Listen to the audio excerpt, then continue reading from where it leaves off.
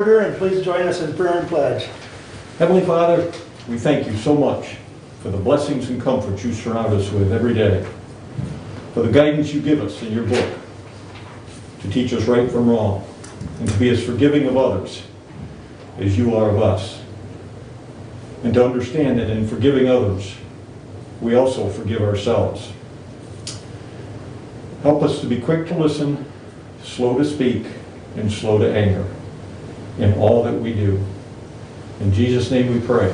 Amen. Amen. I pledge allegiance to the flag of the United States of America and to the republic for which it stands, one nation, under God, indivisible, with liberty and justice for all.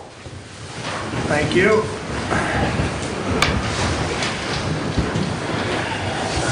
Okay. That brings us up to public comment. Anyone wish to address the board at this time? David. I want to be short and sweet and get out of your hair, because I got things to do. Three things on my mind that I want to make sure all of you are aware of. First of all, something that we're going to have to deal with in the very near future because the law was changed last week for the Open Meetings Act. I'm going to have to figure out how to make it so that during public comment, public that is watching off of the video outside can also comment. So I'm going to have to do some rearranging on how we have the electronics and stuff set up. I haven't got it figured out yet. I'm kind of waiting to hear how some of my compatriots are doing it. Some of my colleagues are way ahead of the curve on them. Others of them are back in the backfield somewhere like me. And so we're trying to figure that out. So it's been a very short timeline on the whole change. I haven't even read the law change yet. All I know is that it happened. And I knew that through the MAC monthly or weekly email. Questions? Yeah. Mr. Chairman, Go. all that you do, your time, the equipment you got to buy and everything else, keep track of it and turn it into David for the CDBG grant money, the COVID money. Yeah. It can all be Yeah. reimbursed through that. Yeah. Okay, Yeah. thank you. Yeah. Secondly, I have been in communication with at the request of Mr. Caswell during our budget meetings and Mr. Wiley on some other conversations that I've had. I talked with KSM Consulting in transparency that is managed by Mr. Caswell's son, Mark. We've had some discussions. He gave me a 100,000 foot view of what they do. We've talked about doing an evaluation of our IT operation and see what changes we could make, come up with some ideas. I have absolutely no problem with that. I think that it would be a great idea. But the numbers that he threw at me are way out of our league. But we are having another discussion tomorrow afternoon with some of his staff and see what we can do. So I just wanted to lay that out there, that that is in the works. I talked to him a couple weeks ago, and that's, I look forward to hearing what he's got to say first. Let's put it that way. Questions? Well, if we do that, Mr. Chairman, we have to put out an RFP. Right, No. right. Yeah. Yeah, David and I spoke about that. Yep. Lastly, I was contacted by the Homeland Security people about an issue that they found on one of our websites, and we're dealing with that, but it's a curiosity on two different levels. One, they are figuring out things for us that I've wanted to do for a long time for free, which is a big plus. But they're also throwing stuff at us that I got to spend some money on fixing. This particular one they want fixed immediately. So I don't think it's going to cost us any money, but there are some other things that they've been throwing at us that is, I just don't have a handle on it yet because there's a lot of information to go through. I mean, a lot of very high technical level information. So more on that to come. And if you want to know more of the details, which I will not talk about in a public meeting, stop in my office and I can fill you in on some of them. Any other questions on that? All right, thank you. Thank you.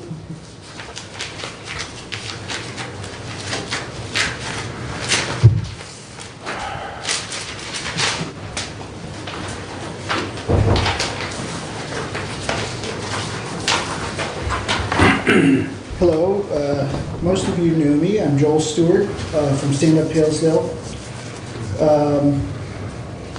Namrata Carolyn distributed a proposal titled the Pathogenic Threat and Crisis Proposal. So I think all of the commissioners have been able to read it. And I just wanted to read our letter in support of that proposal.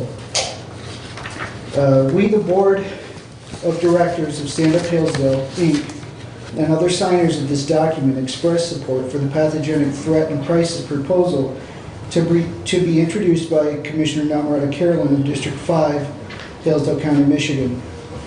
In the dark shadow of the coronavirus pandemic, Stand Up Hillsdale, Inc. was formed as a grassroots movement in response to overwhelming government overreach. Stand Up Hillsdale, Inc. seeks to support and promote causes that embrace the founding principles of the United States of America with a focus on the principle of self-government. It is our desire for Hillsdale County residents to have the knowledge and also the liberty to be able to follow their American dream. This requires the local, state, and federal governments to function in their founding role as the protectors of the natural rights of every citizen. This not only applies to individuals, but also to their property or place of business. One of the most fundamental natural rights is the right to own property. This includes the right to utilize that property as a means to make a living. The right for many business owners to make a living was taken from them during this pandemic, and some could not come back after the end of the shutdown. Not only were their livelihoods threatened by the shutdown, but others were also threatened by local agencies reporting their place of business to state authorities over not following mandates requiring the wearing of face masks. It needs to be noted that these mandates were not law because they do not follow the path to become law set forth in the supreme law of the land, the Constitution of the United States of America. These instances persuade the Board of Directors of Stand Up Hillsdale, Inc. and the other signers of this document to stand in strong support of this new proposal so that we, the people of Hillsdale County, can say we are a free people dedicated to the principles of liberty and self-government. And I have copies of the signers as well. To be noted, I mean, there's 8 Hillsdale College professors who have signed in support. So.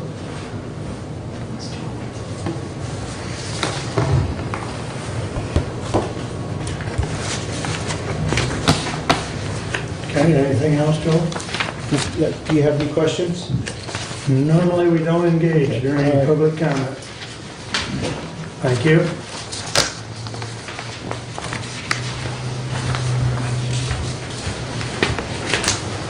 Penny Swan, my statement is in reference to that proposal also. Hillsdale is the home of Hillsdale College, who has always been a leader for people's rights and the Constitution. They stepped out of the box and had their graduation this summer against the health department's wishes. They took a stand for their rights and their students' rights to have a graduation. Hillsdale City's mayor took a stand before any other mayor in Michigan and said he was against the governor's unconstitutional mandates, which we now know the Supreme Court agrees are unconstitutional after April 20th or 30th. So now the Hillsdale County Commissioners have an opportunity to be on the forefront and follow Hillsdale College and Hillsdale City's mayor's leadership and show the county you will protect their constitutional rights in times of tyranny. You took an oath to uphold the Constitution. That oath makes it necessary for you to vote yes on this proposal to protect Hillsdale citizens and businesses' constitutional rights. A no vote means you go along with the governor's unconstitutional mandates. Our governor has weaponized this virus for her own agenda, unconstitutional. It is time for the elected officials to put a stop to it at every level, and your chance is here at the local level. The class disease, I have trouble pronouncing that, 10-2, the heart of the wise inclines to the right, but the heart of the fool to the left. Thank you. Thank you. Anyone else? Good morning, Robert Eichler, Scipio Township. I see that the appointed sheriff is in today.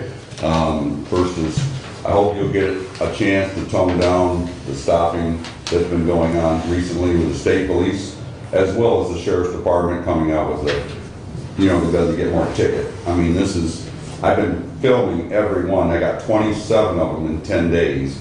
It's got to stop because these people are going to school or they're going to work at the Martinria, and these kids, young people, are trying to get there. Yes, they're going a little bit more than they should, but points, 15 minutes delay, they get points. Then they get fired.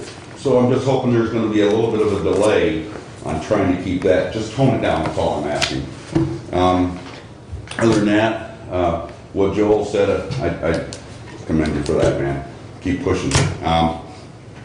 What's going on also was, I got to experience a little bit from an older gentleman that this gun that they take their temperature with is a bad thing. Mr. Wiley, you and Miss Burns, you coordinated that. I think you did a great job as far as how you wanted to coordinate it. I think the thought was, though, is that if a child walks into any one of these other places and they use this gun that put it up to their head, and you got a 9-year-old child observing this, it's okay to go home, pick up dad's gun, and go over to his little sister. I mean, think about what you're intentionally looking at doing to a child's thoughts. When they imitate us, they definitely imitate us, pounding a hammer or going out and learning how to cook, and they think it's okay because dad or grandpa had a temperature done to the forehead, and it's a toy gun. They're thinking that. So, other than that, I hope we'll not use that. Use the wrist. Has to be done. Other than that, I think it's going to be a great day, and I hope all of you and Namrata, good luck. I hope everything works out for you. Thank you. Anyone else wish to talk to the board? Stephanie? There will be another public comment at the end of the meeting. Good morning, Stephanie. Good morning. Just wanted to update you on our online auction that we had. This is the first of its kind here. So we had 34 parcels. Initially we sold 27 parcels, but 3 bidders did not come in to pay. So those people will now no longer be able to come or bid on our auctions because of that. We did have a backup bidder that purchased one of the 3, so that was a good thing. Total gross sales were $264,024.76, netting $166,634.25 above the total minimum bids, which the total, when we went into, if all the parcels just went for the minimum bid, that total would have been $97,390.51. And this is not including any expenses above the taxes and fees. We had multiple bidding wars that lasted well after the close of the auction at 3 o'clock. One lasted an hour and 20 minutes afterwards, and another was 45 minutes. We had some 10, 5, and 15 minutes. So at the last part of the auction, if it was someone bid within 5 minutes, then the auction would go on another 5 minutes, and it kept going back and forth like that. So it's kind of interesting to watch. Nikki and I watched that for a little bit until people started coming in to pay, and then I was surprised at that one that went for an hour and 20 minutes. That was crazy. But all in all, we feel we had a very successful auction. Our second auction will be starting with a minimum bid of $25, and the auction will start October 23rd at 3 p.m. through the 28th at 3 p.m. Any questions? Well, it's public comment. Never mind. I didn't get all I got $264,024.76, and then I got $166,000. $634.25. Okay, And the minimum bids, all of them total $97,390.51. okay. Thank you.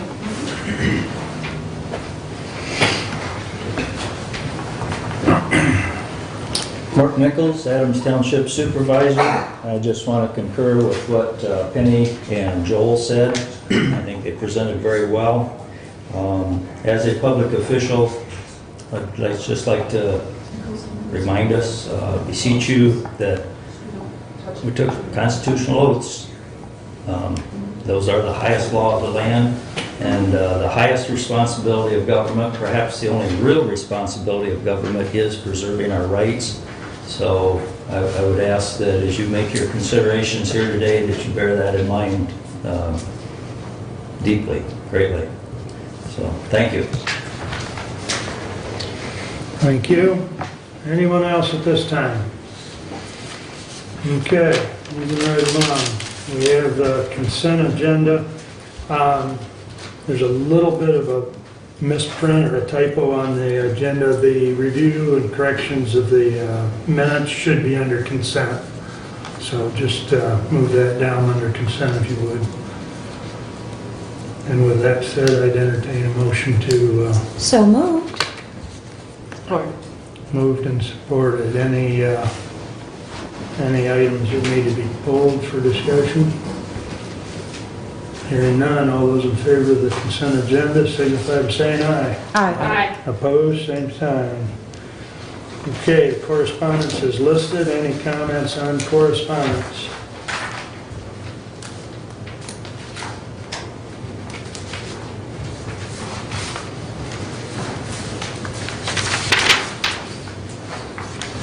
Hearing none, we'll continue.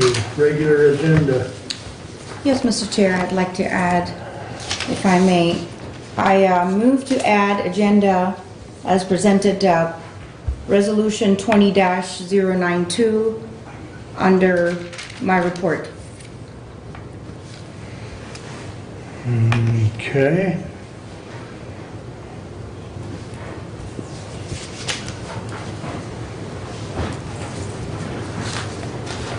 Still looking for a motion on the regular agenda with that addition. Move to support with the addition. I second that. Okay. Any other additions or corrections to the regular agenda? Yes, Mr. Chair, I move to add item proposed by Stand Up Hillsdale, namely Pathogenic Threat and Crisis Ordinance under my report for review and action.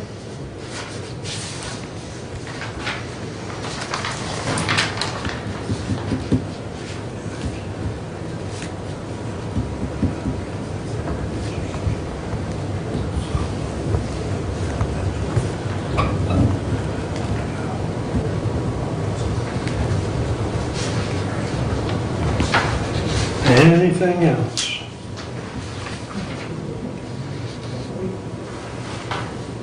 All those in favor of the all those in favor of the regular agenda as amended, signify by saying aye. Aye. Aye. Opposed? Okay. That brings us up to our first item on standing order. Nick, you're up.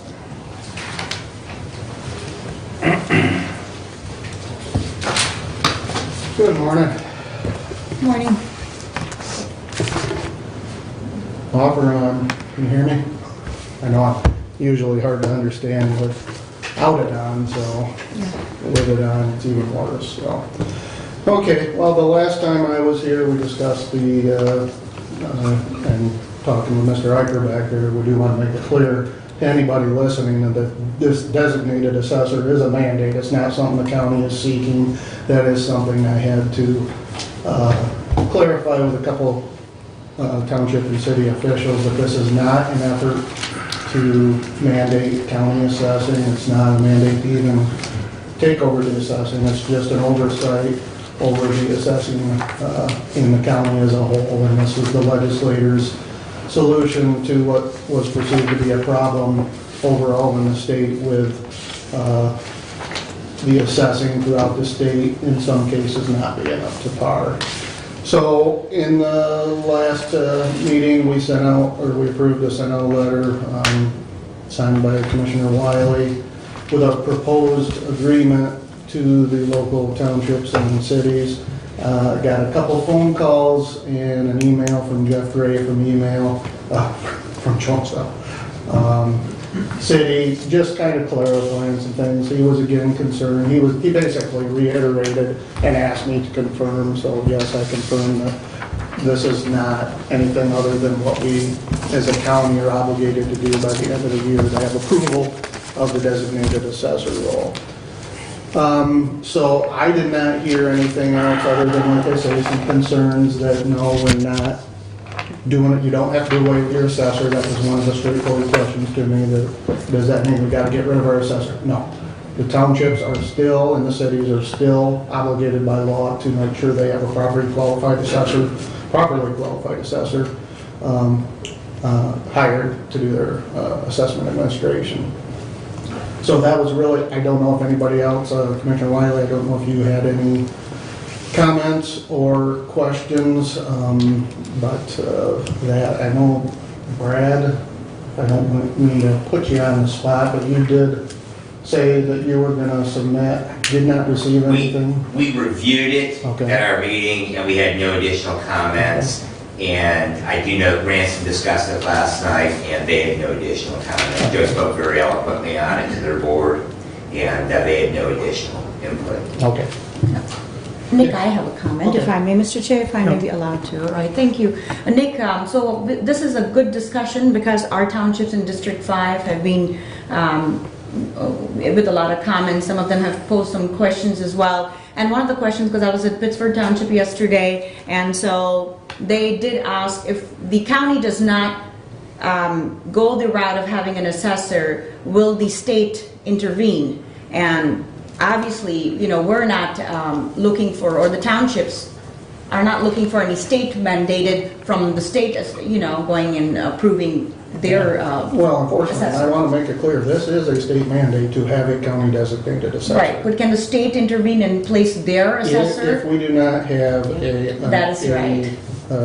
approved by Okay. the state. Right. So do you have a deadline? Yes. Which is? December 31st is the December deadline. 31st. Now, that's why, did everybody get my proposed kind of a simple RFP, you know, under the circumstances, we're having an agreement that kind of spells it out, so there's really not much to leave to the imagination for any kind of proposal other than to fill in the blanks in a few areas.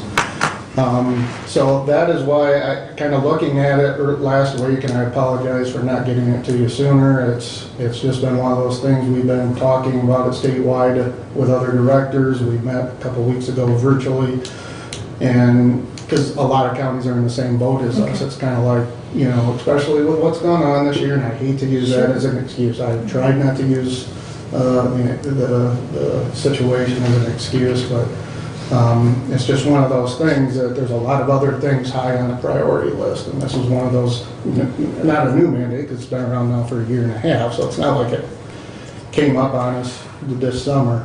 But that's why I have the aggressive timeline on the RFP. I think anybody who is going to submit a proposal to this, it's a select few throughout the state who, because obviously you have to be a level 3 or level 4 Michigan advanced assessing officer or master assessing officer. So that greatly reduces the pool. And from what I hear, it's not like there's many people out there seeking these roles. So I propose that if you approve that I put that RFP out there, I was simply going to send it around to our state organization, the local assessors. We have a handful here in the county that would be eligible, at least under the certification requirement rules, to fill that gap or that role. Basically then, I think it was by next Wednesday, because I want to get this around so you guys could then have time, we could, however we do it with whoever, if we get submissions by next Wednesday, sit down with that person or multiple people, hammer it out, so then you can make a decision by your next meeting on who to propose to the local to the local townships. And again, this has to go back to the local townships. What we did a couple of weeks ago was just merely ask for their input, say, hey, we're in this together, we need input, give us your suggestion, thoughts, whatever it may be, because this needs to happen, and it needs to be by a majority of the local units in the county, along with the majority of the county commissioners. If you notice, I did revise the proposal some, added the signatures of all of the commissioners, because I understand there may be commissioners' dissent in the agreement of this, and so that needs to be spelled out. If we have 5 commissioners, only 3 sign it, then that needs to be evident in the agreement. Nick, real quick, if I may, Mr. Chair. This pertains about what information I had gotten, and I sent you an email yesterday, and my only concern is when the equalization invoices they go, I just feel that it's really important that clarity happen between the county and the townships, because all of a sudden if they levy any kind of a fee to the townships and they are not prepared, that is something that we definitely want to avoid. Our townships, pitching in that kind of amount. We don't know what the cost we're looking at, but I'm just saying on behalf of District 5 at the various townships. Sure. And to clarify, that is an unknown right now. Okay. We may get proposals that do not suggest any type, for people out here who don't know what we're talking about, a retainer fee. If this person is on record as being the designated assessor, they're really not active until the need arises, and ultimately at that point it's the local unit who has not been up to par with their assessing deemed by the state, and one of the alternatives is to have designated assessor. They do have other alternatives, so this role probably most likely at the earliest would be a good year or 2 down the line before it would ever do anything. So the thought was that somebody who has that role, who has to be ready at any given time, might suggest that, hey, I need some kind of fee to encourage me to keep my certification out there ready to do this at any given time. We may very well not have, we may have proposals that don't have that. So that fee wouldn't kick in at all in that case. It's only if any proposals that we have subsequently approve for submission to the State Tax Commission includes that. And then at that point, then the argument, who pays that fee? Go ahead. Did you reach out to Louis, or were you waiting to send, when you send the RFPs? Did I not send that in the email a couple of weeks ago? I thought I addressed that Louis, I did talk to Louis a couple of weeks ago, and he's quite honestly not interested at this point in doing that. So I tried to twist his arm, but he's a little bit stronger. Okay, thank you. Okay. Thanks, Nick. Go ahead, Bruce. I was asked this question last night, so I'll ask you. Are you interested in doing it? I am not interested in doing it. If ultimately that is what's in the best interest of the county, I would certainly be willing to do it. But I think there's a lot of variables with this, that, especially with the change in commissioners potentially. We might be on the same page going into this agreement, and I will state, I think I said this early on, that, and it was more coming from me if I was in that role. I didn't say it that way. If I was to be the designated assessor, my goal is never to have to use that person, especially if the county or me individually is that person. I want some kind of security written into the agreement that basically I have some kind of annual role, and that's why the agreement or the proposal in the agreement that I put, especially if there's a retainer fee, that what are you going to do to earn that retainer fee? Just sit there and be ready at a given notice? Or our goal is never to use you as the designated assessor. So if we're going to pay you something, tell us annually, what are you going to do to review the local units, to make suggestions where they might be falling, or give them the A+ stamp of approval. If I was to be in that role, I would say, especially at the county, given the county, and many counties are going that route. And if I was to do that, I would say this needs to be in the agreement that we review these and, a proposal or a report annually on basically the grade of the local unit. In regards to the ultimate test, which is what's called the AMAR, this minimum standards of assessing, something like that. I can never remember it, give a notice of what that tells. But grades the local units on where they are. Not only the assessing, but the township boards. Keep that in mind, the board reviews and the township board policies and procedures. So where the assessor might be, A+, maybe some of the policy that the townships might be a little. So I think it's in that best interest of that person, especially like my idea is never to utilize that person, is let's just make sure annually that we're keeping up pace, so when that 5-year report comes due, every 5 years, each township and city is subject to the AMAR. That, at least in the eyes of the local, hey, come on, state, come down and grade us, we feel comfortable with what we've done. So that certainly is an option, I'm not gonna say, I just think, and ultimately, to go back to your question, if we don't do it locally, we can do nothing, but the state will ultimately appoint somebody. So that's... And we're hoping that would not be the route. Yeah, and that's again why I go back to my aggressive timeline, because looking at the calendar, their last meeting is December 15th. I don't know what their procedures right now are for approving this person, if it's just matter of this administrative thing with staff up there, or if the actual state tax commissioners themselves have to approve this. And if that's the case, for them to approve it by December 31st, they have to approve it by December 15th, because they don't meet again until at the end of the year. So again, I think the aggressive timeline of putting this out is only in the, that keeps us going and stuff, but ultimately there is a reason that I believe has to be done. And I think because there is just a select few out there who will probably submit proposals. Sure. And like I say, I'm gonna beat the path. If you approve this today to move forward, I'm gonna beat the path to try to get it out to the statewide, so, we can hopefully get proposals in a week or so. Is there anything about the, like I say, that pretty much the requirements of the RFP are just filling in the blanks of the agreement? I did go back to the state version, which substantially is the same, except there were a couple items in there that, through our discussions, are pretty much looking for in the state as far as they want a detail of what that person may charge the local units. Where originally I was thinking, why would you do that until that person is needed? Because if it's not 3 years down the line, many factors are going to change in that 3 years. But apparently the state is looking for commitments now, and if this ever kicks in, how much is that local unit going to be subject to in fees?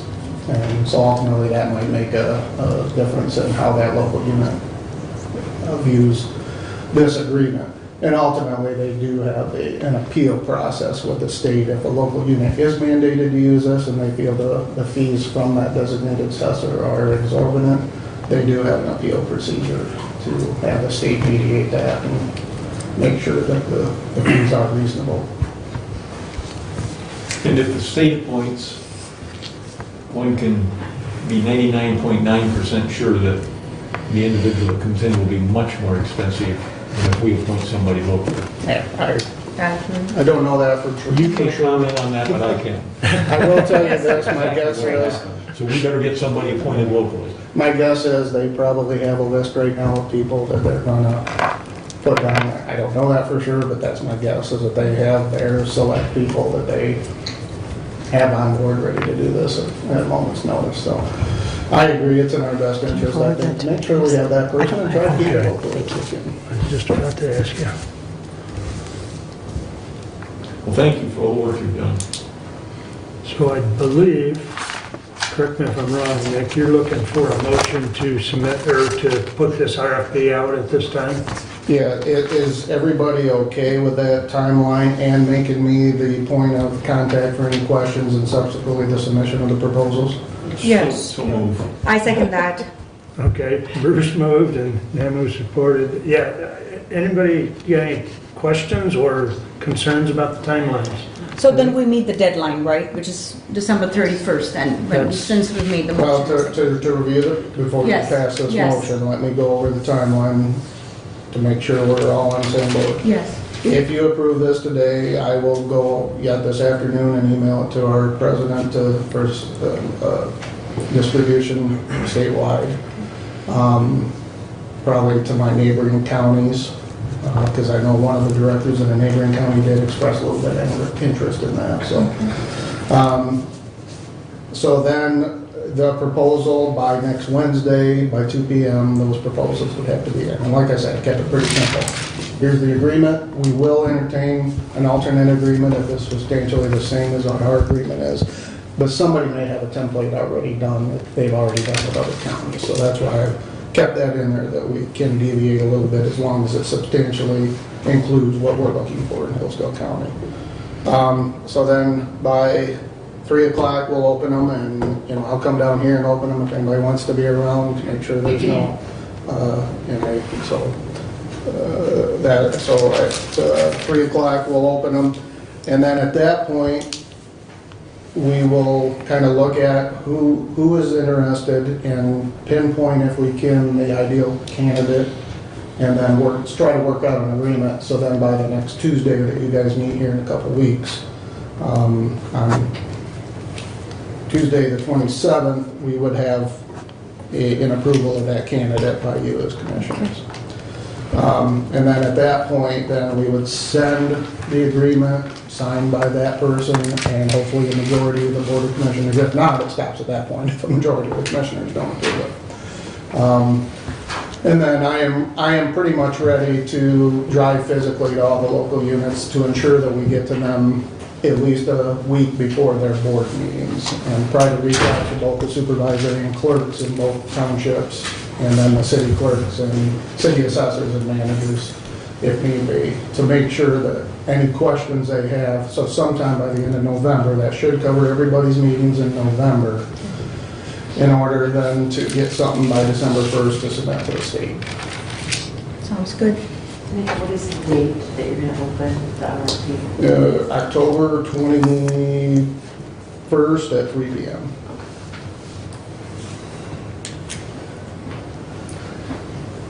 And we will put this out on the county website too, just to be, sure that anybody has access to it, not just a selective few. So. Sounds good. Okay. Any further questions or discussion? All in favor of the motion signify by saying aye. Aye. Opposed? Motion carried, and Okay. I'm sure at least one of us will be in here for the opening Okay. of the, I'll remind everybody the That'd day be good. before. Just send an email out and, yeah, so. okay, Okay. thank you. Thanks, Nick. Thank you. Good job, Nick. All right. Randy, you're up next. We're moving right on. All right, I'm here to just introduce Todd Daly of Daly Engineering for the HVAC project, just to give you an update on what's going on. Very good. Good morning, Todd. Hi. So for an update, schedule and cost are usually the main items of interest. On schedule, we're looking to complete the design documents by the end of this month. And I think a 3-week bid period would be appropriate. So I think we could look forward to having bids due about November 20th. And that would keep us on track for construction to be complete late spring of next year. By when? Late spring of next year. Doing this HVAC upgrade is going to require taking many of the current system down. So we're looking to do the work when there's not much a high demand for either heating or cooling.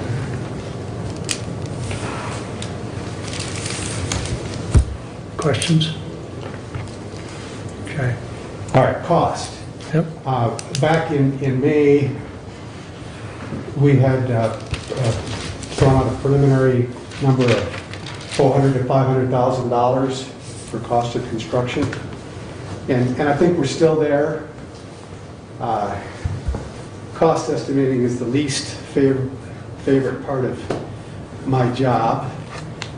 There's so many variables that can impact that. Even the pandemic is affecting construction costs. But I think we're still there. What I like to try to do, to have a measure of cost control, is to have some alternates in the scope of work. And we've been working with Randy to identify what would be alternates that might be acceptable to the owner here. Another thing that we're not quite far enough along to know if an electrical service upgrade is going to be triggered or not.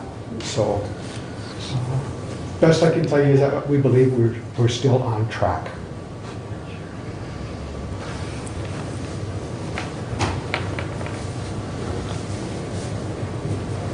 So who's going to take care of, is Randy going to do the RFPs or the bids? Or are you assisting with that? I guess I'm a little unclear. Typically, we assist. We'll prepare the bid documents. We can prepare an advertisement for bid and be heavily involved. Okay. I was a little confused, so I appreciate that clarification. Thank you. Okay. So, and so the timeline would be completion by sometime mid to late spring. Yes. So do you see, I mean, I know it's hard to predict, but so you're talking about some alternatives. You're looking at what might happen if a particular item is unobtainable because of the crisis we're in? So as an example Yeah. of an alternate for cost control purposes, the elevator lobby area is not that old. Mm-hmm. So our base bid plan is to have this HVAC upgrade for the entire building, but an alternate will be to leave the elevator lobby area alone. And there may be some other appropriate alternates we might be able to work out too. Okay. That helps to explain. What was the number on the total cost that you said? For construction cost estimate is $400,000 to $500,000. Okay. Thank you. For the system itself, I don't know how much detail. I've got Troy here from Carrier. We can answer any questions if there are. Basically, the VRF system, you end up with, it's a system that you already have in some of your buildings. So you may already be familiar. What's the beauty of it is it's efficient. It's based on a heat pump thing. You take the heat out of the air. From a comfort standpoint, it is great because every unit is its own zone. So different people have different comfort zones. You can satisfy that in a way that many other systems cannot. Is that the same system we have in here, in the tub? I believe so. Okay. All right. So couple questions. So you're saying $500,000 tops is your estimate of what this thing will cost us? Yes. Okay. Secondly, the guy from Carrier, are you the guy from Carrier? Yep. Okay. Not putting you on the spot, No worries. but I just want to know. I happened to be at a school last fall who had a new heating system put in. And if memory serves me right, it was from Carrier. And Carrier came in and apparently there were codes that they had which would set the heat for every room. And after the heat was set, quite a few of the teachers were not happy with the heat in their room. And they called back Carrier, asked Carrier to come back and change it, and they said, the answer, and I got this from the maintenance guy, was that, well, we'll get there when we can. And it was months and months. Some teachers were sweating like dogs, and other ones were freezing their hind ends off. Eventually, probably because he made himself a big enough pain in the hind end, the maintenance guy got the codes from Carrier, and he went through and changed everything himself and got it taken care of. If Carrier puts it in, are those codes the ability for us locally to change things going to be given to us initially? Short answer is yes. Everything is user adjustable. there's a difference between those two systems you're talking about. So the system that you're referring to, those bid documents called for, on the equipment level, another automation system that was supposed to be doing that control and allow the user to do those set point changes. That system wasn't purchased. Because of that, some more software was needed to make those units adjustable. That's different than what we're looking at for your system here. Well, the poor maintenance guy was ready to get tarred and feathered by the teachers, and he was doing his best to take care of it. And I hate to see our maintenance guy get tarred and feathered by everybody that's working for the county. He doesn't need that. Yeah, it's completely different. Everything in this system is user adjustable right from the get-go. Okay, thank you. Randy? This system is going to be similar to the youth home system, where it has a number of different outside units. Unlike right here, we only have two, bottom floor, top floor. This particular system will have much more of those units. And so if we have one go down, we don't have an entire floor going down. We just have a zone going down. So in that reference, it's going to be better. The other thing is, when it comes to these type of systems, we won't sign off until we have full control of the system. So I'm able to go in and change everything we need. That's what we do with our other systems. That's the way the system here is. So it's, that's a must. We're not going to go, I'm not going to sign off until I have that. So, Good. simple as that. Okay.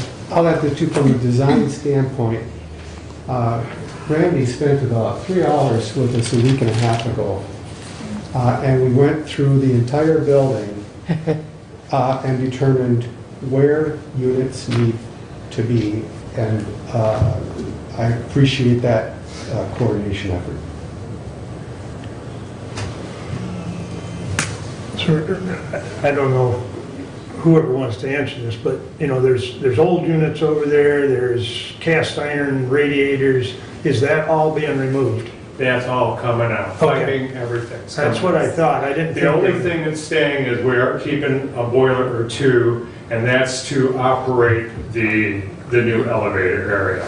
Okay. Okay, that's the only thing that's going to stay, is that particular area, because as Todd mentioned, it's not that old, and it would cut our costs down considerably by using what we have right there. So Okay. that's the direction we're going on that. Okay.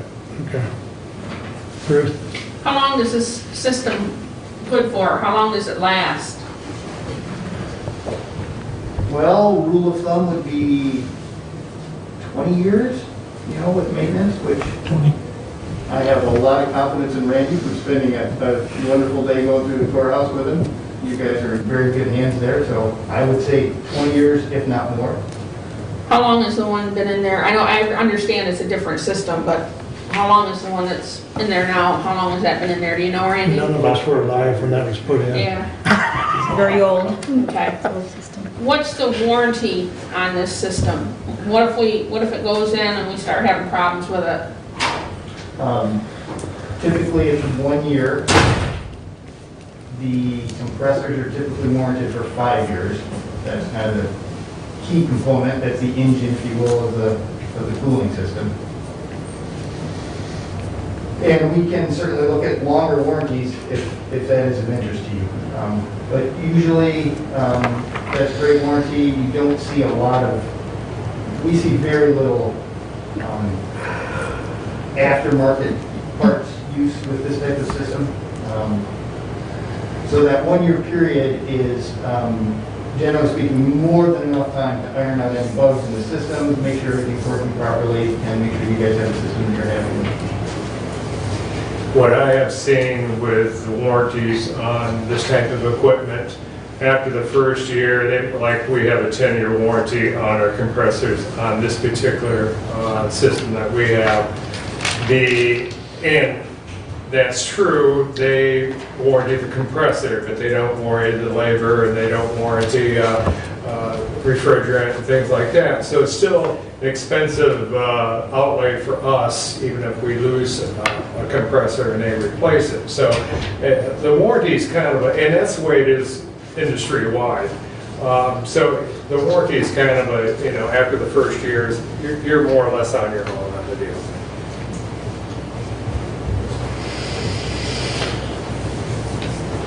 So I guess, going back to the money, Todd, we're looking at either setting aside, we're looking at borrowing money or bonding it, so the $500,000 number is the number we're looking at to go out for a bond? Or should we be looking at more? How long does the bonding process take? How long? How long does it take, Yeah. the bonding process? I would have to talk to my bonding attorney Yeah, for the tax revolving fund. I don't really know the timeline because you're ready by June. When I go for that in, was it April or May? I go for okay, Well, Mr. Chairman, yeah, no project in the history of man has ever come in on target, okay? That's an impossibility, it doesn't exist. So, if we're being told 500,000, then we probably ought to borrow to have a contingency fund, 550 or 600. Now, at the end of the day, if you truly have a pipeline to God, okay, and it comes in at 500,000, the 100,000 that's left over can be used to pay off those bonds, okay? And we don't need to, that money would not go into the general fund. It would be used to pay off those bonds. Because I ran in, when I first got this finance job, I ran into some pots of money that we had where that had happened, and we put that towards paying off debt. So, if you're gonna borrow, you're better off borrowing more. And then you got a contingency fund, and if the corners aren't square, or something happens, then you've got it there. right. Now, if we borrow 600,000, now you talk to Derek, don't believe this old man, but if we borrow 600,000 with the manna that we've had dropped down to us from heaven with the windmill project, we could pay that off in 2 years, okay, by simply allocating that, taking that money and allocating it out. So the bonds that we sell would be a 2-year deal. That money will start coming in next year because those windmills are all up out there and they'll be assessed at the end of this year. We'll collect it next summer. So you could set it up for a 2-year payment, 300,000 each year, and then you'd have it covered. You'd have it taken care of. Or we could do 3-year to give ourselves a little margin of error. Well, Nick has indicated to us that the first year property taxes off that project out there are going to be about $500,000. Okay? Well, we've talked with the pension, however that ends up. We know we owe $135,000 a year for the next 20 years on that pension. So if you take that off the $500,000, you're left with what, $370,000. And you've got enough there that you could pay off $300,000 the first year, and the next year you could do the same thing. If you want to be safe, you could extend it out 3 years, but you don't need to. Right, right. But if you can borrow the money for 0.5%, probably it's not going to cost you that much if you did extend it out 3 years, but. If I could add this, I think you're right on. I think there's a lot of wisdom in building in some contingency funds. But we're about roughly. Would you come home with me and tell my wife?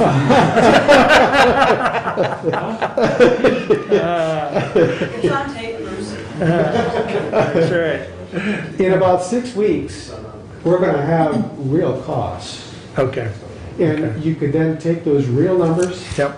add a desired contingency, which for an existing building is a bare minimum, I'd suggest 10% minimum. But whatever desired contingency, and then start the process. Construction's not going to kick in immediately. Right. Okay. Well, Stephanie, I want you to double check when you talk to the bond people, the lawyer, the big boss, and tell them that what I just said, that we're looking to borrow 600, anything that we have left over it's our understanding we could use to pay off those bonds, put it back into paying them off, and get from him in writing confirmation that that's true. Okay?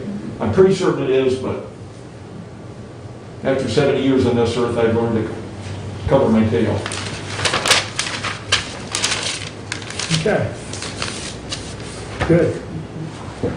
Anybody have any further questions for Todd or Randy or Troy? Troy. So my hearing aid battery went out and your muffled response. So you expect to have all of this ready and an RFP sent out when? Design documents released to bidders in about 3 weeks. In 3 weeks. End of October. What's that? End of October. End of October. We will have what we need. And then we put out an RFP at that point? Well, Todd is going to assist Randy to put the RFP out. And you'll get that RFP back by the end of November? November 20th. November 20th, okay. All right. So this whole thing will be put together and put to bed before the 5 of us depart at the end of the year. Yep. 4 of us. That's the goal. Say he's not leaving. Yeah, that's the goal of what I've talked with Todd and That's Randy good. is try and get this done because this existing board is, Yep, you know, that's good. Yeah. Thank you. okay. All right, very good. Thanks, Todd. Randy, Troy. Okay. Moving right along. We'll jump into committee reports. Julie, you head it off. So I'm going to start off with Road Commission. I've been to several Road Commission meetings because we had 3 weeks between meetings, this was the last meeting. And the Michigan Transportation Funds, I've been kind of reporting on those periodically.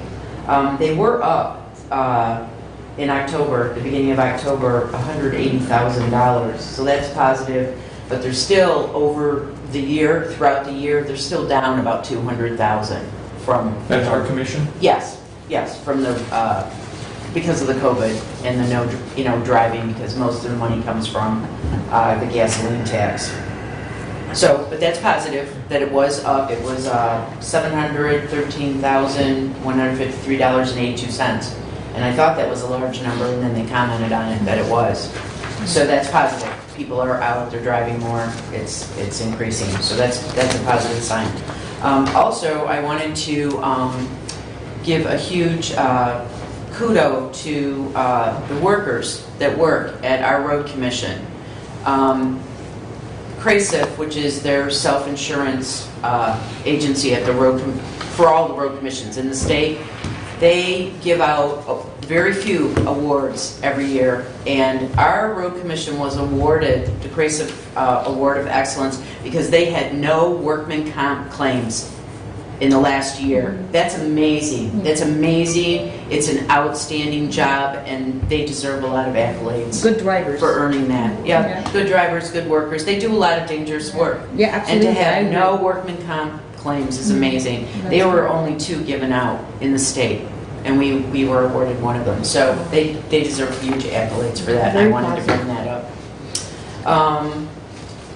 Mark and I are continuing negotiations with the Sheriff's Department. We appreciate that our new sheriff and undersheriff are here today. Good to see you. We're working on that, and we'll continue to work on that to get that done. I met with the Ambulance Association. The third quarter reports are coming in. I have almost all of them in already, which is ahead of schedule, which is nice to see. I'm not knocking on people's doors at the last minute continually. I did want to note that Tim Shaw, former commissioner, was the chief at the Addison Fire Department. He's retired, and his replacement is Jason Hollenbeck. I hope I'm saying that correctly. He's the new chief at Addison, and I wanted to note that. And also, Bruce, I'm sure you received the email. We do have Bruce and I, when we negotiated the contract with the Ambulance Association, we have a contract opener at the end of the year just to go over different things, and we plan to have that meeting October 27th at 5 p.m. at the REU building. So I wanted to note that. That's good. Also, I wanted to give an update. I was at Moscow Township last Thursday. And Kevin Cole was there from Invenergy, who was working on the windmill project. They now have 39 of the windmills up, and they're ready to go. They're going to start next month spinning and running those, but production won't start of actual energy until they're all online. But they're going to start testing those and spinning a lot of those. So you'll be seeing that in the upcoming month. And they are supposed to build 60 of them at this point, right? Yeah, so the project's going very well. And I just wanted to bring you up to date on that because they report on that since Moscow Township is one of the ones in the agreement. Just to tag along with that, Julie, I had a conversation with Bob Godfrey, and it was some non-related things, but while I had him on the phone, I asked him about how the road repairs or road damage was, and he says, they've been repairing some, the county's been repairing some, but it's been working very well. Yes. So yeah, it is going, the cooperation is very good. There hasn't been a whole lot of problems, and issues that are brought to their attention have been taken care of for the most part in a very timely manner. Right. So they're doing a good job with that. I called out there on Friday, the road commission, they were closed, but I called out there, Pittsford Road, the gravel part's getting really dry again. I told them it's drier than a preacher during Prohibition. Okay. But the dust was just a rolling. Now, I don't know if they've been out or not, but is that the process to follow? They have, yes, but what you have to understand is the combination part that they work out with the townships, that has all already been done, and it's only one application. It's a very thick application, but it's only one. Yeah, but this is because of all the traffic up and down that road. And they've been back out there earlier this summer, Julie, and they put much more goop on it, hold the dust down. So you're just saying I know they've come back related. just once. Yeah, so this is related to the windmills. Okay. Correct. Okay, so we'll see if they will help us out. It doesn't bother us, but I was walking down that road and holy moly, some of those homes look like the Mojave Desert rolling in on them, so. Okay. Well, it rained last night, that'll help for a little while. Yeah. Yes. What's that? I said it rained last night, that'll help for a little while. Yeah. I'll bring it up at the next meeting. Yeah, and Julie, I brought that up, if I may. So this was a couple of months back, so they've had issues with dust control, because the trucks go flying, Right. especially in Pittsburgh. The Wheatland Township, they have had Kelso Road. That's one of the roads, big critical issue for them. Mostly Wheatland Township, so, and I had addressed this issue before as well, Okay. because these trucks go flying, and there's a lot of dust control that needs to be dealt with. Updated. Yes, Okay. yes, absolutely. All right, and I think they And are they're still also looking helping out for- with that, yeah. so. Right, and I I can agree bring with those up. Mr. Chair, that because the rains, it probably helped last Yes. evening, so. Yes, Yeah. crazy rain. It knocked a lot of trees down where I was driving around the county last night. Yes. Going to meetings. Okay, let's see, moving on here.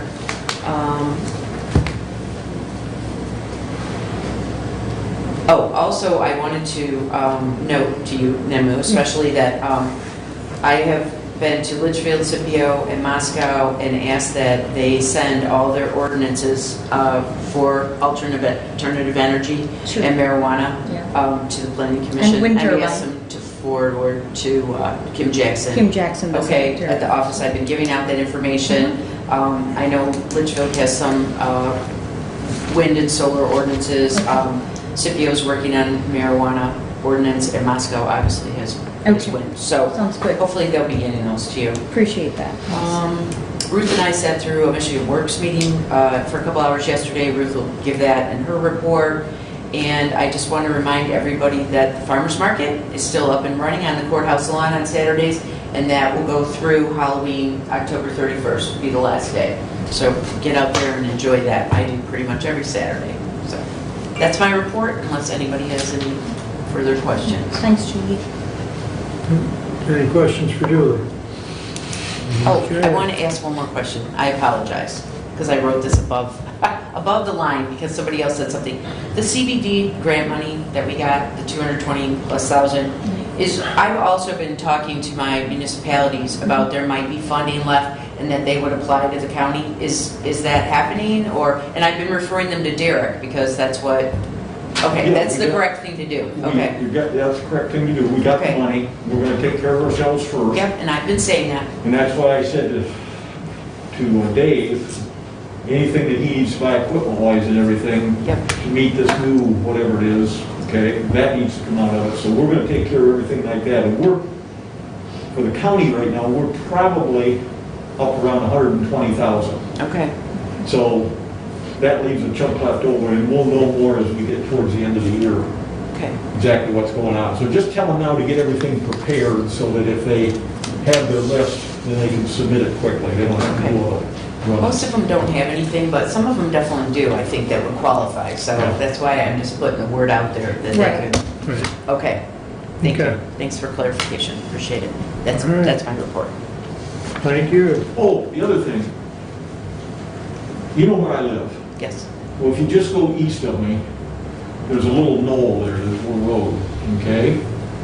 Now, when I go out at 5 in the morning to clean off my driveway and Kevin's driveway when it's snowing with a snowplow, is there any way that you can have the truck not wait until I get done and then come down to me?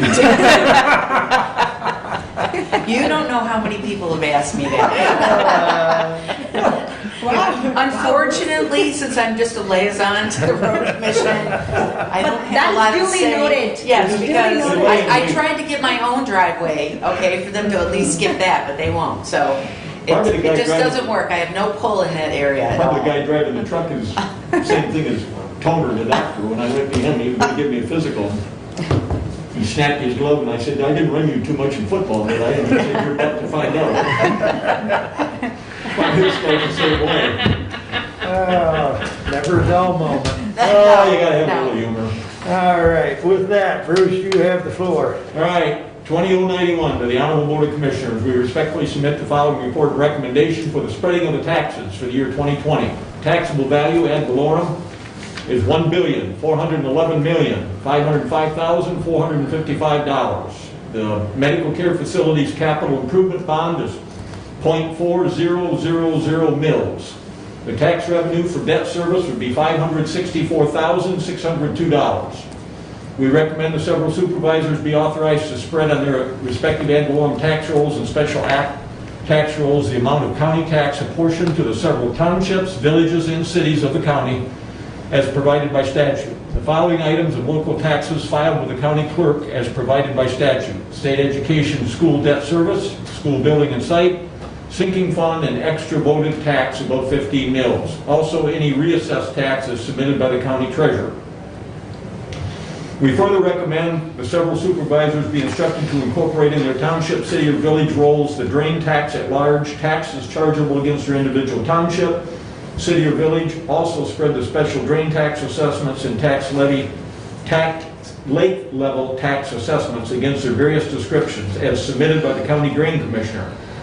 We further recommend the several supervisors be instructed to incorporate in their several rolls the amounts of curb, gutter, and sewer tax chargeable against their individual city wards or townships.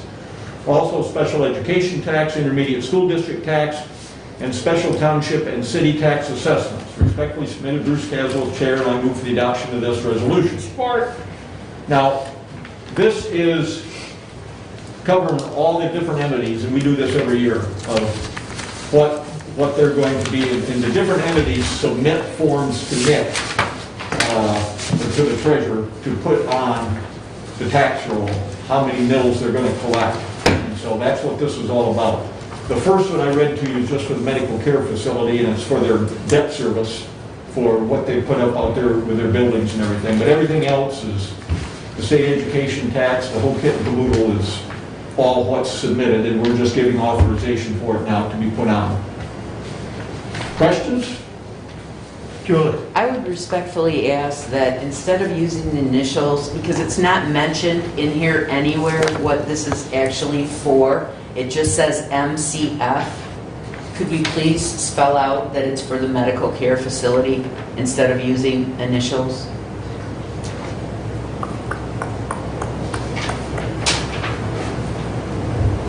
Where it says on the second line, probably the most efficient way to do it, MCF, it's not a bad idea, MCF, parentheses, medical care facility, closure parentheses, Just capital thinking improvement about bond. future, That's right. that anybody would be able to understand what Give this you more was for. clarity. Yes, because I thought it was confusing when I read it. I put a question mark by it.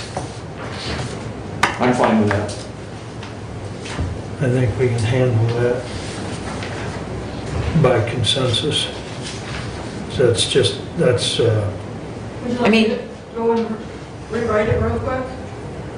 say again? Do you want me to just go rewrite it real quick? I can You do have that. it on your computer, right, Stephanie? I I just know want where it I spelled wrote it. out instead of initials, that's all. Yeah, and it's always been that way, we just change dates and numbers and all. Okay, Would that be? Yeah, if you want to do that, that'd thank you, keep Stephanie. this clean. Thank you. I don't have a problem with that. What's she gonna do? Go She's change She's just just gonna, gonna go Change change it and bring it back. she'll bring us fresh copies and it'll be done correctly. You wanna wait till she gets back to approve it? Sure. We can vote on it. I mean, we know We it's can coming. vote on it. Okay. Yeah, yeah. Because it's not changing anything other than No. making the MCFC medical care facility. And we're not taking any motion for that, just consensus? Yes. Yeah, Okay. consensus. It's just a clerical change. Okay. So, is there any further discussion on it? I think we'll be seeing, if I remember right, we have to do a similar one for the other villages, don't we, before the end of the year? Some of them we do and some of them we don't. Okay, And it all depends upon what state law requires okay. for that particular entity. Like the state education tax, I don't think we need to do. That's 18, or that's 6 meals, period. Right. The school debt service, that comes through, they have to submit that to us. School building and site, same thing, sinking fund. And any extra voted taxes above 15 mils. We don't have any extra voted taxes above 15 mils, okay? So it depends upon the entity. Okay, okay. All right. So Bruce, I have a question for you. So this is just, we're just going to, is this any amount levied now, or is it, we're just taking out from whatever was passed? With the medical care facility debt, what are we trying to do here? Are we trying to put a millage, or what are we trying to do? Just already, You're approving 4/10 of a mil for their bond debt. so the mill that's already approved, we're just putting in Yeah. money to that. So it's already done and dealt with before, we're not increasing Yeah, it's anything been right voted now? on. Okay, that's fine. You're We just have to go- authorizing, We have to go through this exercise every Okay, year. Yeah. okay. It's possible that they could get to the end, it won't happen, but it's possible they could get to the end and have things paid off enough that they wouldn't need 4/10 of a mil, they could get 2/10, okay? That's not the way the schedule was set up and everything's there, but that could happen. So that's why you have to go through this every year. okay. Make sure that you're letting enough millage to pay off whatever bonds are due. Any further questions? Okay, we'll take a roll call vote. Commissioner Games, Yes. Commissioner Wiley, Yes. Commissioner Caswell, Yes? Commissioner Carolyn, Yes. Commissioner Brown. Yes. Resolution passes, you may continue. Okay, the Area Agency on Aging had another worker get COVID, which is always a concern, but a lot of what they're doing, they're trying to do it remotely, but still, it's a concern, so.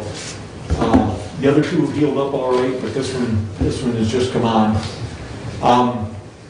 They put together a pretty nice strategic plan. I don't know if it's the first one they've ever done, but it's a very detailed plan, and it has a lot in it in terms of where they want to go in the next 5 years and specific goals and so on, which was really nice. On the budget, Ruth and I spent about 5 hours downstairs with Derek the other day, going through everything, making a list of wishes and wants, and funding what we could, not funding what we couldn't, and we're going to hold off, and we're not going to do anything about going back around and talking to anybody till we have a better idea of what's actually going to be coming to us from the feds and from the state in terms of all the COVID stuff and what we're going to be eligible for and what we're going to get. And it's, when you put your life in the hands of those folks, it's always interesting, okay? But that's the way we're handling it. We're pretty well along. Everybody got their budgets in. Everybody requested more than what we have money for, like every year. It's just typical, but if you don't ask, you certainly can't get funded. The Community Action Agency, I met with them, and everything's just pretty much status quo there. And with Lifeways, they're still on a situation where they're working a lot remotely with people. In fact, they've had pretty good luck, better luck, with the folks who need mental health services doing it online than they had before when it was in person. And that's kind of an interesting dichotomy. But what's happened out of Lansing is that the Supreme Court, in that 4-3 decision, said that the law in 1945 was unconstitutional, which made sense to me. Nobody can basically become a dictator. The law in 1976 says the governor can do the same thing she did, but after 30 days she has to get permission from the legislature. So everybody has to come together and figure things out. Well, what's happened now is that with everything that the law was declared unconstitutional, therefore the executive orders issued after April 30th, okay, are kind of null and void. Not kind of, they are null and void. But she has now turned to the Department of Health and Human Services, and they've issued orders under another law for pandemics that basically put, not everything, but a lot of things back in place. And now the legislature's scrambling to try to figure out which of the things the governor did they want to keep and which of the things they don't want to support, and moving forward in that direction. So it's going to be confusing for a few months until they get everything hashed out and figure out what direction they want to go and so on and so forth. So that's where we're at with that. That affects mental health services because prior to this happening, telehealth could not be charged to Medicaid for mental health services. It was not a chargeable thing. Now it is, okay, under the pandemic. One of the things they're going to have to get squared away with the federal government is it going to be chargeable going forward from this point forward? I believe it will be, but the Department of Health and Human Services is going to have to approve that in a manner that meets the federal regulations. So that's where we're at with that. I think that's about everything.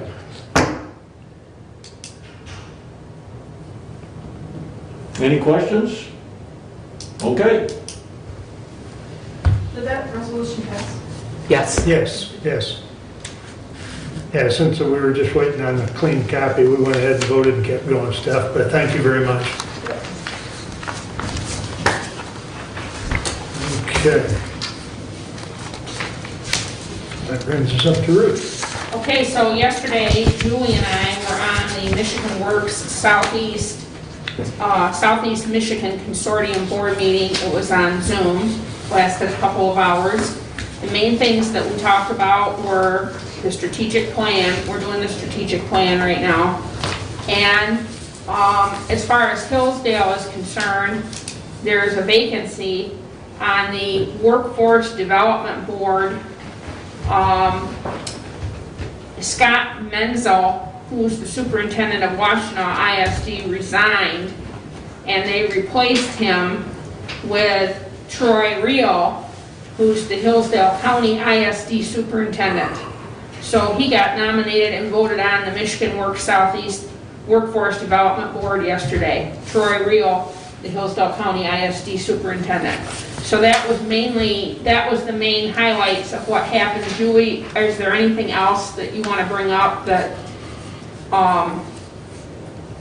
that happened during the meeting yesterday? Mainly it was the strategic plan. We spent about 45 minutes on strategic plan, and then after that was Troy's appointment and some resolutions. And the only other thing they really talked about was, again, Bill Slate retiring at the end of October. He's got about 3 weeks left to go. So everybody just said, goodbye to him and congratulations and all that kind of stuff. And Shamar, the deputy director, is taking Bill's place. So the 1st of November, Shamar will be the director of Michigan Works Southeast. So, Mary Beth at Lifeways is going to be the speaker at the AAUW meeting in Jackson on Thursday at noon. That's the American Association of University Women that I'm a past state president of and involved in the Jackson branch now. And I arranged for Mary Beth to come and speak on Thursday noon at Cascades in Jackson. Mary Beth came to AAUW last year and spoke, and they liked her a lot, and they wanted her to come back and speak again this year. So this year she's coming back to talk about COVID-19 and the effect on families, kids, and especially women. So I'm going to be introducing her, and she's going to be speaking on Thursday at noon up in Jackson. There was no Michigan State Advisory Council meeting. I think they're busy with the fairs. They've been doing virtual fair showings, and I think they've been doing that and tied up with that, so we didn't have an advisory council meeting. I've been working on Lifeways. I'm on 4 committees under Lifeways, and I've been working on suicide prevention. So unless there's any questions, that's my report. Commissioner Brown? Yes, I have ma'am. a question for you. So the event that's happening in Cascade Jackson, CEO Mary Beth, what time are you guys having that event? 11:30 is the social hour, Okay. and 12 o'clock is lunch. And then Mary Beth has another meeting at 1 o'clock on Thursday, so I'm going to try to get up and introduce her like at 12:20 and get her going. And she's going to give about a 20-minute, she has a PowerPoint presentation, and then she's going to be doing questions and answers for about half an hour. And by 1 o'clock, she should be gone. Is public invited? You can come if you want to. So at 11:30, this is the restaurant, correct? This is at Cascades Manor House on Yes. Kibbe Road. Yeah. If you're going to come, let me know, because Sure, I will. I need to make a reservation for you. I absolutely will Yeah, confirm by this Yeah, evening, yeah. Commissioner. Thank you for that. You're welcome. Appreciate it. Yeah. That would be nice to have you there. I appreciate that. Yeah. Just to put a little bit of humor, Cascade, this particular restaurant where you're just talking about, that's where she got married. to Oh, Mike. okay. So, Okay. just so you know. Okay. That's it. That's all you got for Yep. us? Yes, sir. Short and sweet. Yep. Bruce wasn't even timing you. Nope. We both had short reports today. Okay, thank you. Now, Mariah, your turn. All right, thank you, Mr. Chair, for that opportunity. So, just been busy today, busy couple of weeks, but let me just start with the resolution. So, to the Honorable Board of Commissioners, resolution as presented to you, 20-092, resolution rescinding mandatory use of face coverings. Whereas the Board of Commissioners previously approved adopting Hillsdale County COVID-19 Preparedness and Response Plan dated May 12, 2020.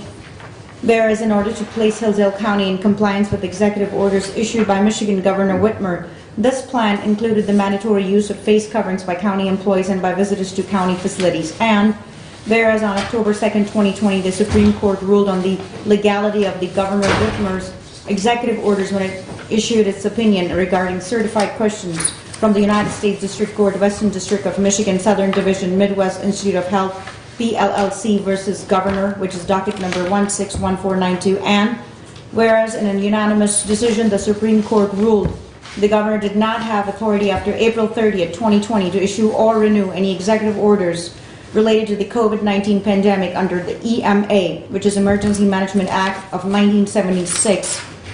A majority of the court also ruled the Governor did not possess the authority to exercise emergency powers under the EPGA because the Act unlawfully delegates legislative power to the executive branch in violation of the Michigan Constitution, Emergency Powers of the Governor Act of 1945. And whereas it is clear that the Board of Commissioners' prior approval of mandatory face covering was predicated upon unconstitutional orders issued by the Governor of Michigan.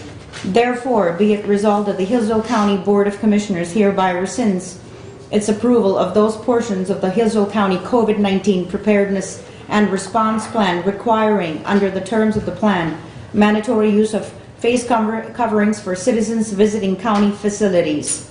This action only applies to Board of Commissioners the approval of the Hillsdale County COVID-19 Preparedness and Response Plan and does not supersede or affect any requirement imposed by valid federal, state, or local order/law, nor does it act as supplant or supersede the legal authority granted to individual county elected officials. Be it further resolved, this resolution does not prevent our citizen from voluntarily wearing a face covering, and that the Board of Commissioners encourages all citizens to voluntarily comply with guidelines established to mitigate the spread of COVID-19. We also encourage the governor and legislature to develop statewide policies that effectively preserve our liberties, mitigate the spread of COVID, and return our economic vitality. Respectfully submitted by Nimratha Carlin, Public Safety Judiciary, Hillsdale County Commissioner, District 5. Support the motion.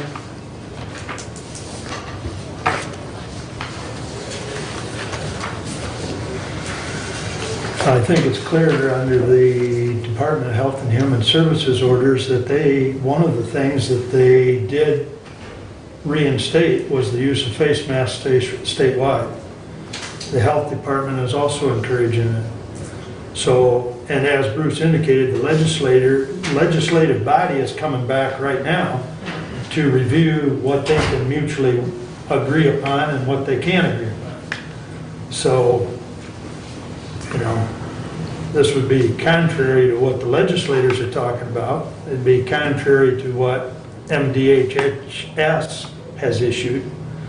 And quite frankly, I will not vote yes on it because my wife is on the warpath because both her parents have COVID now because of improper mask usage at the facility they are at in the care home. And it is quite likely she'll lose her father this week. So masks do save lives. So that's my 2 cents on it. Anyone else wish to comment before we vote? I just want to say that I don't think it's contrary, Mark. I think what it's saying is we are not going to mandate the use of masks because it's already mandated by the law. So we as a Board of Commissioners, just like as county commissioners, we don't mandate that people follow the speed limit in Hillsdale County. Right. But it's expected, is it not?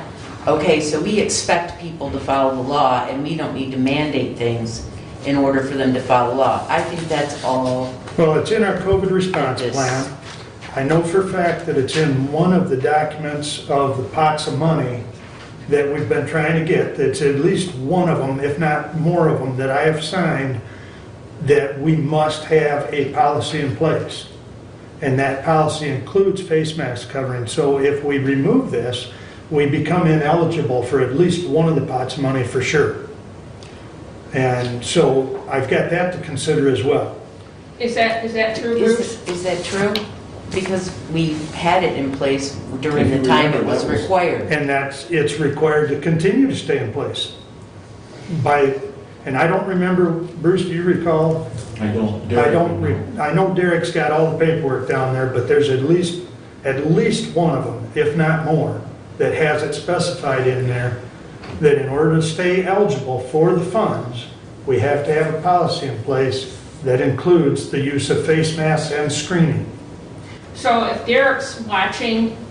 He's on a webinar right now. Okay, I was going to say we need to have him come up and tell us how much that is and what it's for. Well. But that's what my concern about this is. I understand where this is coming from and I agree with it.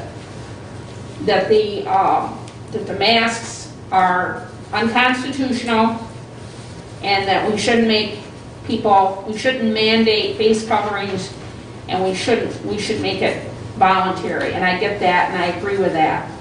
But when you start getting into the part in here about the Hillsdale County COVID-19 Preparedness and Response Plan, we had to do that. That was a requirement for like a lot of the COVID-19 reimbursements that we were getting. And my concern, I was going to bring this up, was that if we take that out, that we aren't going to be eligible for those funds. And that's not good for Hillsdale County. We need to get every dollar we can get. We need to get every dollar that we're eligible for. That is correct. And so this creates a conundrum, because I agree with this, that we shouldn't be mandating masks when it's unconstitutional. I get that, and I agree with that. But on the other hand, we don't want to make ourselves ineligible for money that we need to have. We need to have every single dollar we can get. Being the vice chair for finance, I know this. We can't turn down reimbursements for money. So I have a conundrum with this. Well, the other thing, Ruth, you mentioned it being unconstitutional. Now, this also falls under the Michigan Health Code. And the one ruling that, or the one thing that the Michigan Department of Health and Human Services referred back to was some items in history going back as far as 1918 and 1919 during the Spanish flu epidemic. And that's why they reinstituted the mask wearing based on the health guidelines from leading experts. And Senator Shirkey's even being chastised today, I don't know if you've seen, but by doctors from Johns Hopkins, and there's a whole list of doctors that have come out and publicly told him that he's wrong. He made a comment that we should just let this thing run and let herd immunity take over. Well, quite frankly, the estimates on that are that 30,000 Michiganders would lose their lives if we let herd immunity take over. So how bad do you want this thing to spread? So I think that I agree with what you're saying, Mark, with the masks and everything. But what this is a difference between mandating it and letting people voluntarily do it. That's the difference. It's not how effective they are. People can still wear masks, but we're not mandating it. But here's the other issue too, as far as the safety of our employees. We have some input on helping to protect not only our other elected officials, but our employees within these buildings. And should we open the buildings willy-nilly and expose our employees unduly? So I don't think any of the clerks, and I don't mean to speak for Jody, but I don't think any of the clerks want to be exposed any more than they have to be. So. Absolutely, Mr. Chair, Commissioners, I really appreciate your input on this. So listening to everybody, I just want to comment on the first thing that I heard, but masks don't predicate a definition of Constitution. Masks have nothing to do with what you just mentioned about whether we're implying it under the rule of anything at all. We're not talking the mask. This whole resolution, that proposal that is brought in front of you, there are other counties who are considering. One of the counties already considered it, if I may, Livingston. I did my research before bringing it. I wouldn't have brought it without not doing my research. Now, masks, what we're talking about here is we're trying to rescind a mandatory implication on any individual. When you mandate, for example, let me go back to what Mr. Chair stated, all is well appreciated. Your opinions are important. But here, the opinion here is in regards with there are employees or there are individuals out there who are taxpayers who may not be able to sustain wearing a mask. So are we now going to be in a position that, okay, can have an employee who has a medical reason, medical concern, and is unable to wear a face shield or a face mask? Are we going to terminate that employee? What are the options does the employee have?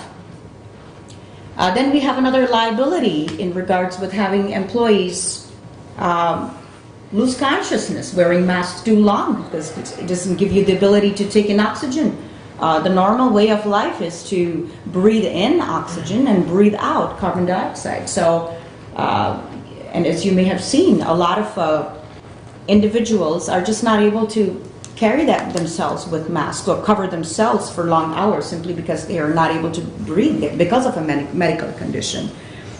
The COVID-19 response plan that was passed for one, apparently I had voiced some opinions in regards with it. We came down from 5 to we had 32 long pages, and seems like we continue to address this because we're taking these demands all the way from the governor.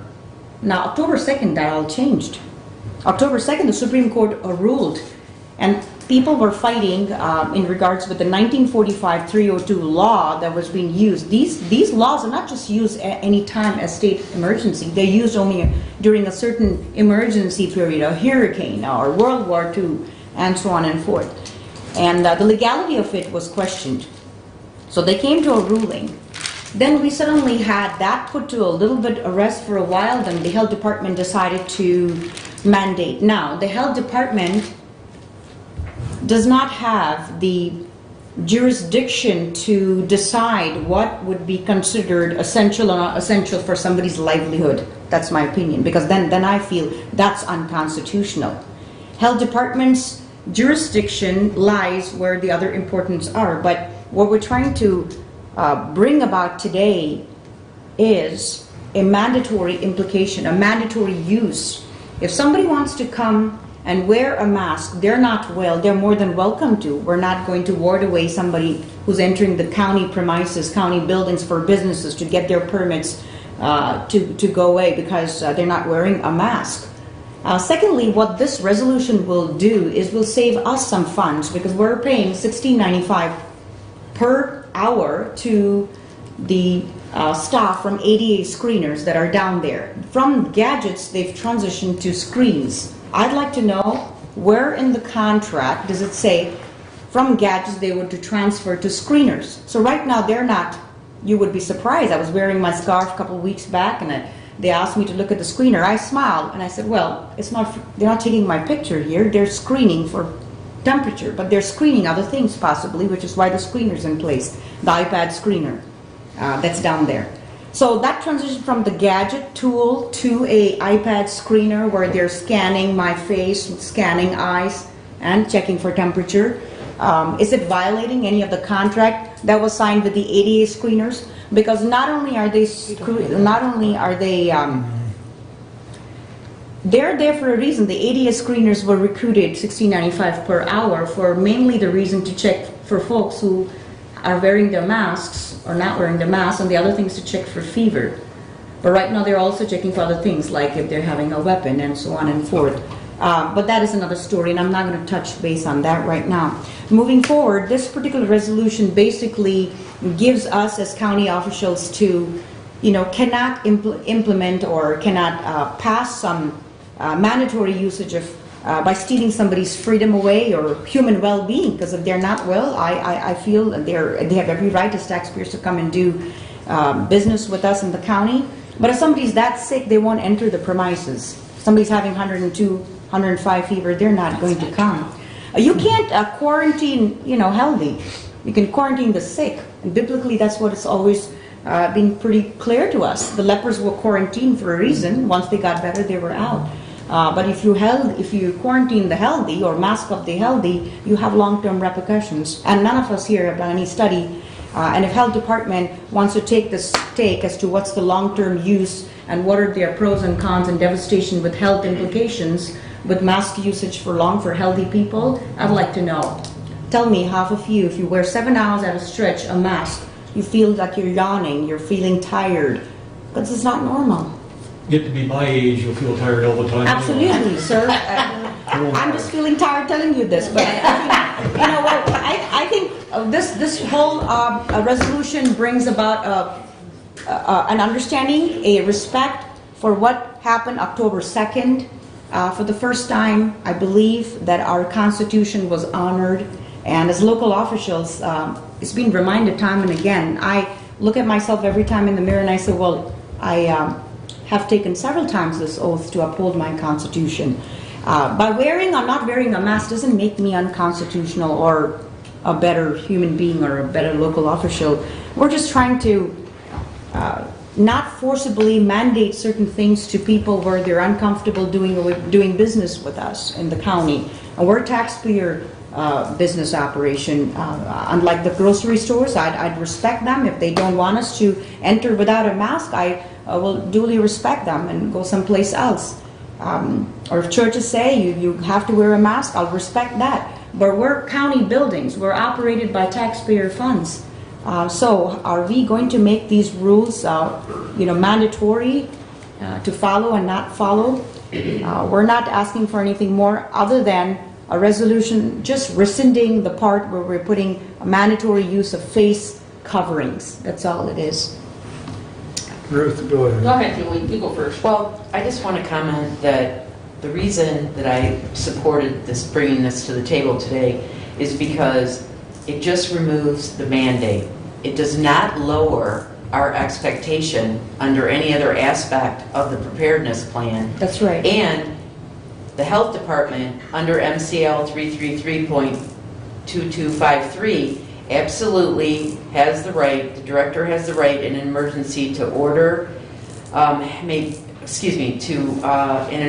an emergency order, they may prohibit gatherings of people for the purpose and establishment of procedures to be followed during an epidemic. And this is a law on the Michigan books. It's not an EO that somebody made up. So my point is, even though I didn't read that very well, it's hard to read on my phone. My point is, there is a law in the books allowing the health department to do this. Passing this resolution does not lower our standards or expectations under the plan. That's right. All it does is remove the mandate. Just as I said, going back to my example, we don't mandate citizens in the county to follow the speed limit, but it's an expectation.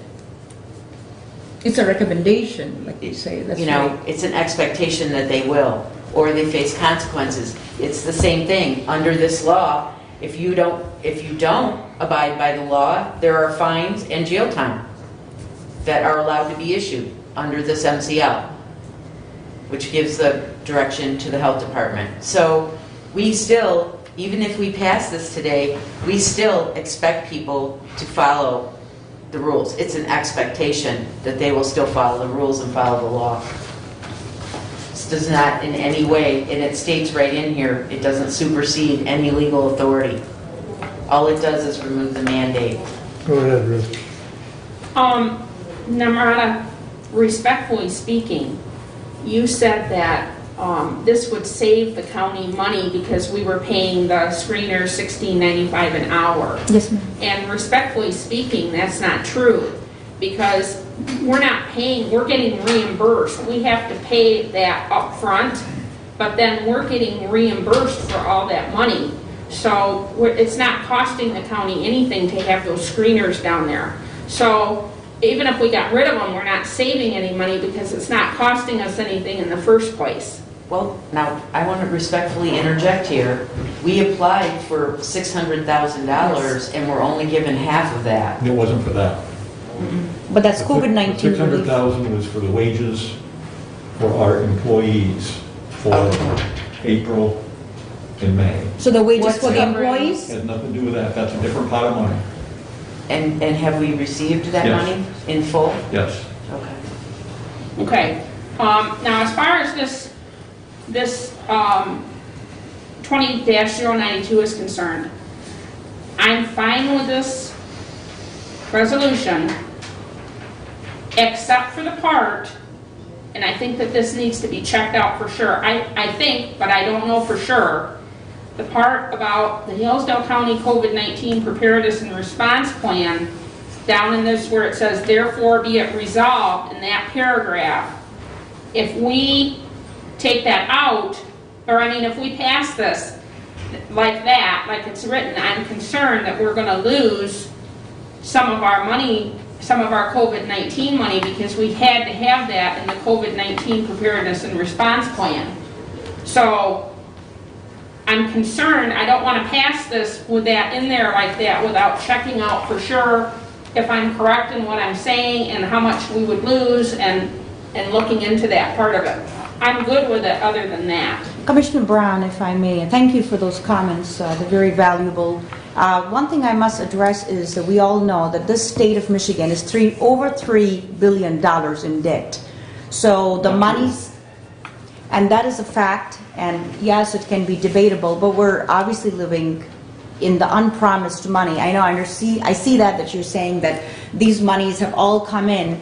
As far as I've understood, the last that I understood, that not only that we're looking at how many of these COVID-19 relief funds were going to come in full. And when I addressed that question a while back, I received that through one of the commissioners saying that we can never rely on what Lansing will promise. So that can go with this as well. Another part of all of this is that, again, I would concur with what our colleague Commissioner Gaines just mentioned. We're not trying to make a rule to change everything. Somebody wants to wear a mask. Right, we're not right. putting a mandatory thing, an implementation, and that's all it is. I understand that. This is just to rescind, because we have been, and I have, we've gathered in bigger gatherings before, where not a single person has been wearing a mask. For example, at the Hillsdale County Republican Party, many of us, if you've seen, nobody in a room with 50 people in there, wearing any mask. So again, we can't tell in agreement with all of this. I believe this entire resolution just only speaks about just removing the fact that we can't tell anybody with an order to follow a face covering as a rule. Bruce, can you address the finance part of this? Well, first of all, we need to make sure we're using proper terms. The health department hasn't got anything to do with this. The Michigan Department of Health and Human Services is the one under the MCL that Commissioner Gaines mentioned.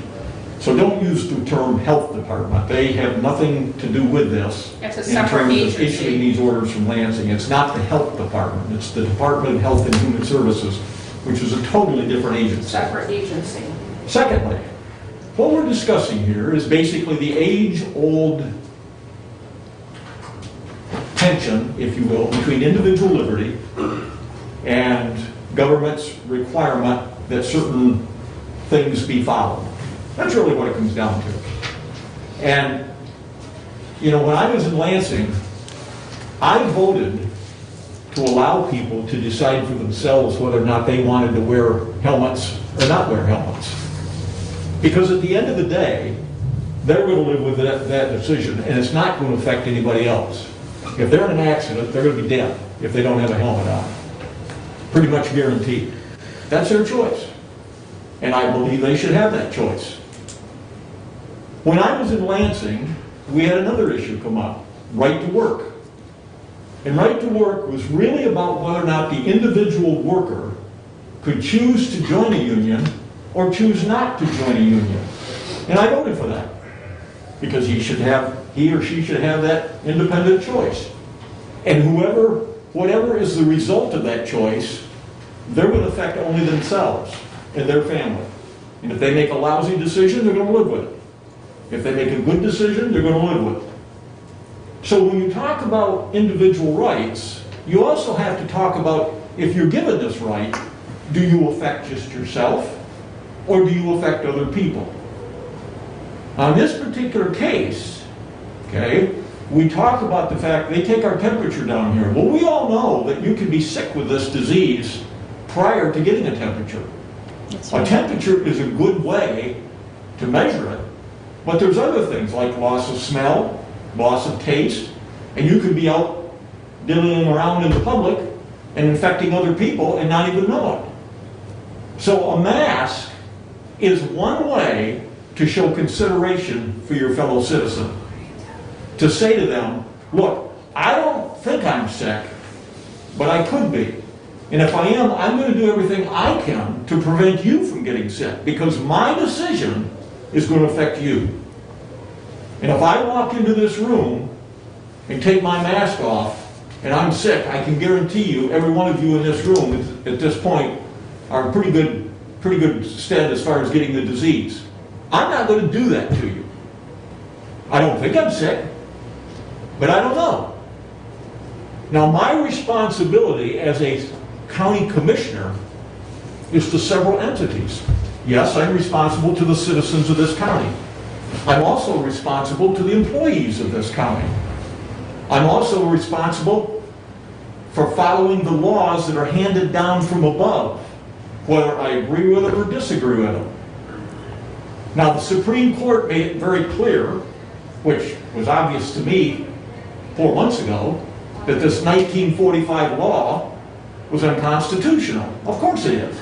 You can't appoint one person to make decisions for the entire state ad infinitum.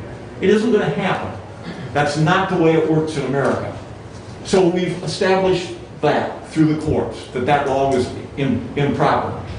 But as I said earlier, all of the executive orders that the governor made prior to April 30th are perfectly legitimate. There's nothing wrong with any of them, because she had the authority under the 76 law to do that. Now, we'll get into, well, what did she do before April 30th and what after? I don't know. I haven't kept a running scorecard of executive orders. But we need to remember that, because everything that she mandated before that is perfectly legal. Now, the things that came after, okay, those executive orders were not illegal. They are simply not in effect because the law was illegal. So you can't say that the executive orders were illegal, okay? The law was illegal. She had no right to make those executive orders, okay? You know, we get into vaccinations, and you're mandated to get vaccinations, and we allow some people to not vaccinate if they have religious reasons or whatever. And there was a long discussion when I was up in Lansing about should we mandate vaccinations. And there's some people that truly and sincerely believe that if they don't want their kids vaccinated because they believe they can get autism, they can get this, and so on and so forth. That's fine. Because at the end of the day, if that person's kid gets sick, God forbid, that's all they're affecting, their own kid. Everybody else is not going to be affected because they've been vaccinated. So, I guess I look at it as common sense. I think I have an obligation to the workers of this county to keep them as safe as I can. It is not unreasonable to ask people entering a facility, just as I did at the hospital this morning, to rinse my hands with all kinds of joy juice to kill all the bugs, to put a mask on, because I'm showing respect to those people who are working in that hospital, and quite frankly, the other patients that are in that hospital. Because I don't know if I'm sick.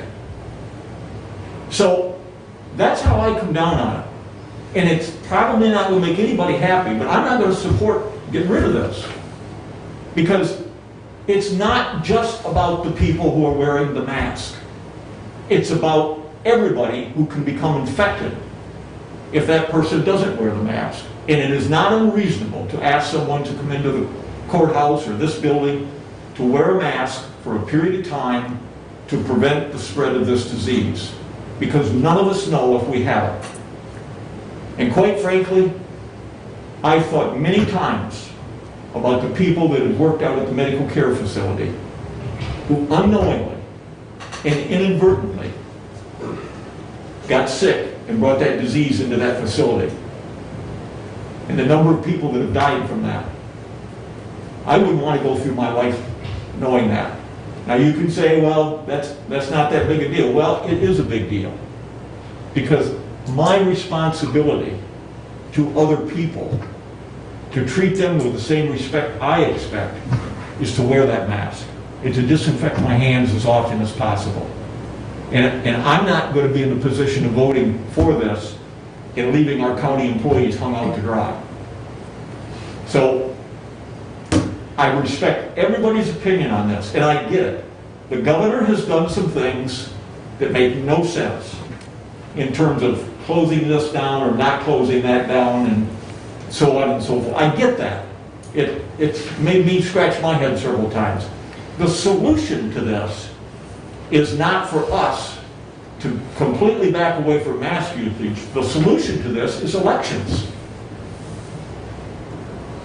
If this governor has done things that have left us all in a much worse situation, then we have an election in 2 years. Get rid of her. Get out there and campaign and work against her. I would be the first one to say that. But those are the results you have with elections. You know, Governor Snyder was heavily criticized for what happened up in Flint. Okay? He wasn't heavily praised for getting LP gas into this state for people that were running out of gas. Nobody knows anything about that. You can always be criticized for what goes wrong. You never get praised for what goes right. But I do know in my mind what's right, and that is that I am going to protect the county workers as much as I can.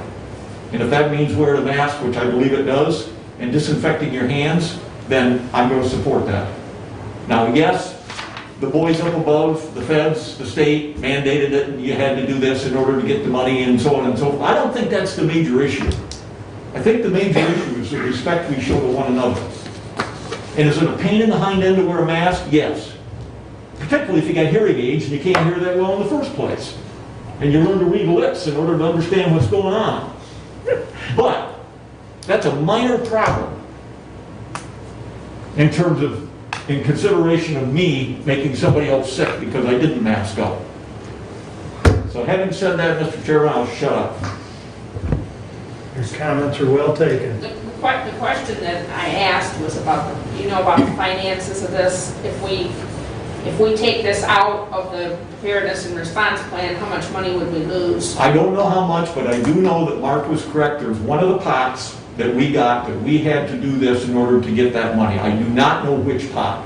So I apologize for that. I should know it, but I don't. I don't remember.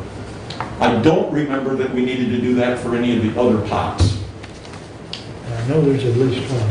But, and for you folks out there that brought this to us, this is in no way, shape, or form an attack on you. I respect the fact that you brought this up. I respect the fact that you feel the way you do. And as I've mentioned in my other cases, helmets, right to work, I would support the idea of you being able to do what you want to do and not have government interference. But in those cases, you don't affect anybody else. It's just you. And if you make a bad decision, you got to live with it. Just you. But in this case, it's not just you. It's all these other people that can become infected. And that, I think, makes a big difference. In my mind, that makes all the difference. Commissioner Campbell, I appreciate your comments, but with due respect, masks are not, this is not about respect. If you are wearing a mask, you're protected. But that doesn't mean somebody who is not wearing a mask, they're protected. They may be with the mask, they're more liable to faint and have medical issues. If I may interrupt, Yeah. Commissioner Carlin, you Yes. are dead wrong with that. With what? You're dead wrong with that.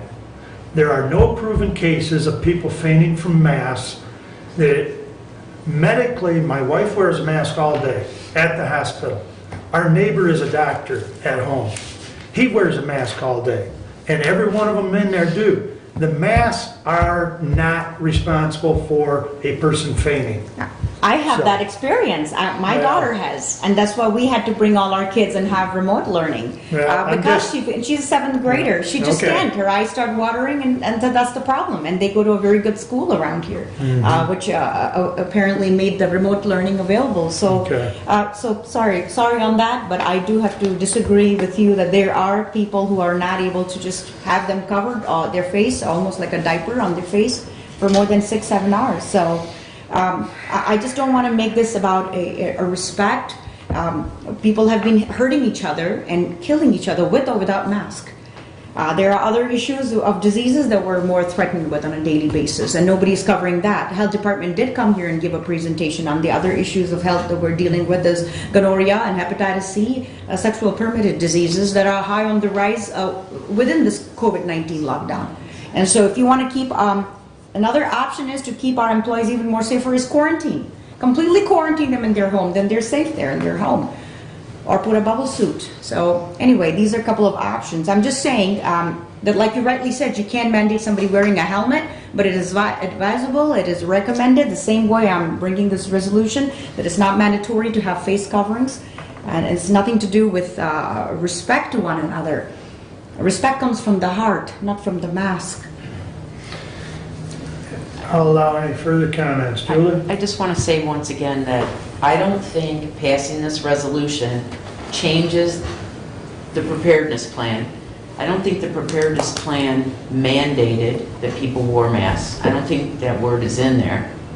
And all this does is say that we're not going to mandate it. It doesn't lower the expectations that our employees and the people entering the buildings will still follow the law. No, but there is one thing that we applied for that requires in the preparedness plan that we have that everybody wear masks. That's in there for that one thing. So if we pass this the way it is written and rescind that, then we're not going to get that money, that one pot of money. Well, I guess I would like clarification on that before I vote. I think that with Derek, because we don't remember which pot it was and exactly how much it was, we need to clarify that with Derek. But that's the part that I'm hung up on, because we cannot afford to lose any money in Hillsdale County. We can't afford to lose $1 here. We've got, we're working on the budget and we have to have it. As far as clarity, Julie, I know I signed that and I know I read it and I know it's in there. Now, whether it's 50,000 or 500,000, I don't remember. Right. But as Ruth has indicated, it really doesn't matter whether it's 50,000 or 500,000. We need every dime we can get. We've talked about this for years, about Hillsdale not being a rich county, and we can't pass up on any money of any kind. Right. So, But I would be in agreement with Julie that if we want to check with Derek with that, we can check with Derek on it to clarify that. I don't think that needs to hold up a vote on this myself, because it doesn't matter whether it's 50 or 500. I think, if anybody wants to make a last comment, but, I think we're ready to vote on this. Are you ready to vote on it, Or we Julie? can agree to withdraw it and bring it back at the next meeting. It creates a conundrum, because I'm in favor of what Because I they're also wanna asking look at the for, preparedness plan except again. for this part about rescinding the preparedness plan because of the financials. So, it's a conundrum the way it's written. If we can take that part out It's not going to pass. about rescinding the part in the preparedness plan, I'd be more in favor of being able to pass it, but I don't want to pass it and then we lose dollars. I have the entire COVID-19 response plan, all the entire thing. I had it forwarded to me in all the 14 pages, if I may, and I would be happy to look into that particular thing where it talks about you're going to lose money on any of that. Well, I'm asking you, do you want to withdraw it and bring it back at the next meeting? I think that's a good idea, The because that would response give us a plan won't chance. indicate the issue of the dollars. It's in the documents that we signed for the one pot of money. I think that, Julie, I think that we need. Are we losing money if one of the employees can't stand mask? How are we dealing that situation? How are we dealing with that? If just one or two employees or just can't, because every time I walk to the sheriff's office, there's nobody wearing a mask. And that's a county building. That's a taxpayer-funded building. I'm a board liaison to them. I always walk in there. I'm not asked to wear, and nobody wears it there. But if I'm sick, I will not enter the premise. I'll just tell you that. I agree with Commissioner Caswell. I'm responsible for others getting sick, so I will protect myself so I don't throw out any germ. But you all are wearing masks, so you're protected today. Whatever coming out of me, you're protected because you're wearing a mask. So in this entire whole COVID-19 response plan, Commissioner, I don't see anything that it threatens us with the executive orders of the COVID-19 response plan, that it says that your finances will be threatened if you were to, it's like the 10 Commandments, you violate one, you're going to, be punished for. So nothing like this is on the COVID-19 response plan. How are we dealing with people coming into the county, sir, who are not able to wear a mask? Are we going to lose dollars there? Are we announcing it to the public that we're losing funds because they're walking about without any masks? I'm sorry, this is the last comment I'll make. I don't want to take your precious time because we have to move forward. I see it. This is nothing to do about disrespect. We definitely care. I would like to, however Jody tells us to handle it, but No, it's not up to I Jody. would like to, It's up to- I don't three want to, options. I don't, if we vote on this right now, You can either withdraw it, you can table it, or we can vote Draw on it and bring it back next time. 'cause it's what not does gonna Namrata pass want right to do? now. Because if we have to vote on this right now, I'm going to have to vote no, and I'm going to feel bad because I'm for it. But this part about rescinding this because of the financials, that's my concern. So whatever Namrata wants to The do. maker and the supporter have three options. We can either vote on it right now, they can withdraw it, or they can table it. Be in mind that to bring it back off the table Yeah, we at don't the want next to do that. meeting, it takes a We wanna majority vote. withdraw it. I agree to withdraw it. 2/3. 2/3. Thank you. So are we looking at what the financial structure is? Is that what it is? Is that what you want to That's my look at it? concern. And what is exactly you're looking at? If we're going to lose funds if we take off the mask? No, If we remove not the about the mandate. mask. Mandatory, I mean. No, the part right here where it says, therefore be it resolved, that paragraph. And it says We wanna look hereby at the wording of rescinds that. its approval of these portions of the Hillsdale County COVID-19 preparedness and response. And it keeps on going, that sentence. My concern is if we rescind a portion of that plan, that one pot of money that Bruce is talking about, that we will lose those dollars. Well, Now, we since can you're the take vice that- chair of the finance, are you in awareness of, because I Commissioner don't remember, Caswell? we don't remember how much What that about- one pot was. $357,108. It was dropped on August 31st, and you guys know. 357,000? Yes, sir. Yeah, well, we can't afford to lose If $357,000. that's the pot, That's the pot that was given to us. if that's the pot that this applied to, that's the money that was sent to us in replacement of revenue sharing. So, We no. lost our revenue sharing and we got that money in its place. So what we need to do, Well, if Bob's right, that's, You need to look at the. you wording. want to pass this, then we can amend it by taking out that sentence so that we can get this, so that we can keep that money, but keep the intent of the proposal, of the resolution. So how would you like to amend it? So I we would can like to- amend it by removing that whole sentence. Which is, Therefore be it resolved that the Hillsdale County Board of Commissioners hereby rescinds its approval of these portions of the Hillsdale County COVID-19 Preparedness and Response Plan, requiring under the terms of the plan mandatory use of face coverings for citizens visiting Hillsdale County facilities. So remove that sentence. And then what about the next sentence? This action only applies to the Board of Commissioners, the approval. Do we need to remove that You sentence gotta too? remove the whole thing. We have to remove that whole paragraph? if you were to remove the I think whole we- paragraph, will that amended resolution then bring some fruition? I'm good with it if we remove that paragraph, as long as we keep that money. We cannot lose $300 and some thousand. Mr. Do we Chairman, have an attorney? Yes. Just gonna call the question. I have never, We need to withdraw this. in my many years of public service, Okay, we seen a good thing come out of amending on the fly. It doesn't. We are have to amending on the purpose. fly. Bad things happen when you do that. I agree. We need We to have look an at attorney rewording it. look at it? If you're going to change this and you're going to do all sorts of other things, then let's just back off, take a breath, bring it up in another meeting, Yeah, let's see what you come up with.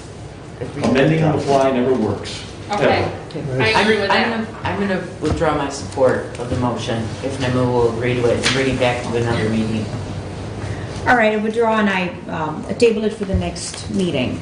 Now, just a minute, are you just withdrawing or withdraw. table? I Not withdraw. tabling. Okay. Withdraw. Okay. Can you take, you want to Withdraw. bring it to the next meeting? Yes. Okay. Okay, now, so between now and the We'll next address the meeting, do we questions and need the to wording. have an attorney look at this, or you're gonna find out from Derek and, I think getting some facts from Derek in regards with the finances should do the trick, we need rather to have than an running attorney it look through at it too? or wasting money with the attorney. I hate to do that, but if we can ask what our financial implications are. Okay, All right, next item, thank please. you. Thank you, Nemo. Thank you for bringing this forward. Thank you. So once I've withdrawn, can it be tabled it for the next meeting? You gotta be careful about using the word table, Okay. because that's a whole different process. You Okay. can withdraw it and bring it back, no problem. Okay. Yes. Okay? Okay. That's what I have noted, is that it has been withdrawn to be Yeah. revisited at the next Revisit it meeting. to the next meeting. Thank Yep. you. Yep. Appreciate that. Thank you. All right. All right. So that went well. And moving forward. Some papers here. All right, moving forward with the next item that was proposed by Stand Up Hillsdale, which is the Pathogenic Threat Crisis Ordinance. We're going to review and take some action. So I think you all have copies that Mr. Joel Stewart has sent. So, Nemo, just so you understand. Yes, sir. This board cannot vote on that ordinance, if you will, until said ordinance is reviewed by attorneys, until we make arrangements for a public hearing. There's a process for ordinances that's very clear. So we cannot really take a vote today on any ordinance until we follow the guidelines that are in law as far as how we proceed on any ordinance, okay? So just so you understand, there are procedures that we must follow when it comes to an ordinance. Much like the process we took 6 years ago on the ORV ordinance. That's right. So just, I want you to understand that up front. So it can't be an action item. Okay, just discuss can it. you look at it because... Oh, yeah, you can discuss it, for sure. Sure, thank you. The board, Stand Up Hillsdale Board, has taken a lot of trouble. They have a board that they're set up and they've shared that information with us. They've set up a website. I went through a research on this entire ordinance that they came up with. It's been looked at by several members of the Hillsdale College, several professors. They have run through their attorney as well. And I believe their attorney is a constitutional lawyer, so he translates and interprets the Constitution as is. The Pathogenic Threat and Crisis Ordinance, basically what Joel Stewart, the chair of the board, brought to us earlier. This entire ordinance, I don't know how many of you were able to look at it. If you were able to read through it, they've brought on article by article. Basically what they've done here is they have put some light on the entire shutdown and everything that seemed non-essential. And they talked about what this ordinance would do if it was passed eventually. So by passing this ordinance, Hillsdale County, what this board collectively came with was to promote both freedom and human well-being. And what this board, Stand Up Hillsdale, is trying to place here would set an example for the rest of the state. This particular ordinance, it gives an idea about, while the health authorities have given general guidance on disease prevention and obviously the knowledge of how to implement general guidelines and conduct and particular activities safely requires specific knowledge. So this ordinance talks a little bit about the decisions on whether to operate and how to do safely should be left up to the individual businesses or churches or entities or institutions. And people directly involved understand better the specific circumstances. Also, they are put in a position to rationally balance various risks and benefits and costs of restricting activities. So another thing, this ordinance that it talks about the current approach takes decision about making authority from the citizen. And what it does is, what the decision from the citizen is taken and it's placed in the hands of the government officials rather than vice versa. That's what this ordinance spells about. They've also highlighted a couple of things about the costs, our human costs, including higher death rates caused by shutdown. And you and I, all of us, the Board of Commissioners and I will discuss about what medical examiner, investigator, when I attend these meetings in board liaison, and we gather the information that the COVID-19 related deaths because of the lockdowns, we've had two upticks. One is the suicide, and one is fentanyl use, cocaine use, and methamphetamine, or a combination of the two. So these are the upticks during the COVID-19 we've seen. So this ordinance basically sheds some light about what it's doing because of the shutdowns on businesses and so on and forth, and increases poverty, loss of liberty, other negative consequences. And it also highlighted in one of the letters that one of the professors, Dr. Steele, read, he said that the Institute of Wellbeing has estimated 75,000 additional deaths of despair. So just want to highlight exactly why this ordinance even came about, is suicide and substance abuse. Just exactly the same data statistic that I would bring to you when I'm going to my medical examiner investigator meetings. And this is happening right here in the United States from the increase of unemployment from lockdown. Just imagine that. Epidemiologists at University of London have estimated about 30,000 extra deaths in the U.S. From missed cancer diagnosis. If you recall, the hospitals were told, not to perform any elective surgeries and so on and forth. And the treatments were not done because of the lockdown. So just imagine the lockdown, what all it created. And those costs currently being imposed by the government officials who do not bear these consequences. So what it highlights, this ordinance, it talks about the individuals are much better situated to evaluate these costs for themselves. And the ordinance basically assures that ultimate authority is left in the hands of the people. That's what this whole ordinance spells about. And one thing more it talks about is the ordinance helps safeguard our liberty, our rights, and the right to freedom of action, and the right to use one's own property, and are fundamental to a free country. And those of you who are here, and many of you are elder than me, have seen the fact that as far as we look back, we've been known as a free country. So without them, freedom is lost. Protecting these freedom is the first responsibility of the government. And we're government. We're supposed to be local officials who uphold that. So that's what this ordinance basically talks about. Long story short. So if I may interrupt for a moment, is it the consensus of the board, or does the board wish for me to have this looked at by the same attorney that I had look at the ORV ordinance? Is that the desire of this board? Sure, if that's what you want to do, because you've looked at other ordinances like the ORV. Well, I want to know what the consensus of the board as a whole is now, because Absolutely, if the board wants to do it, there is some monetary costs here as far as having his review, and his report can be sent back to me, which I will share with all of you. I think it would be a wise idea. I agree with Julie. The questions, there's some questions that I have. I need to look at this for a second, sorry. Well, I need a digital copy of this. I can resend it, not a problem, sir. If you want, because I have a copy. I don't know where it's at right now. Okay, I can send it right now. In Article 3, it talks about the Branch Hillsdale St. Joseph Community Health Agency. Yep. And I have a question, whether we have authority to tell another agency, if you read this paragraph, the way this is written, it's us telling them that they shall not find, and so on and so forth, that paragraph. And the health officer has expressed her same concerns. So that's a question that I have. And Ruth, Article 5, and it is no different.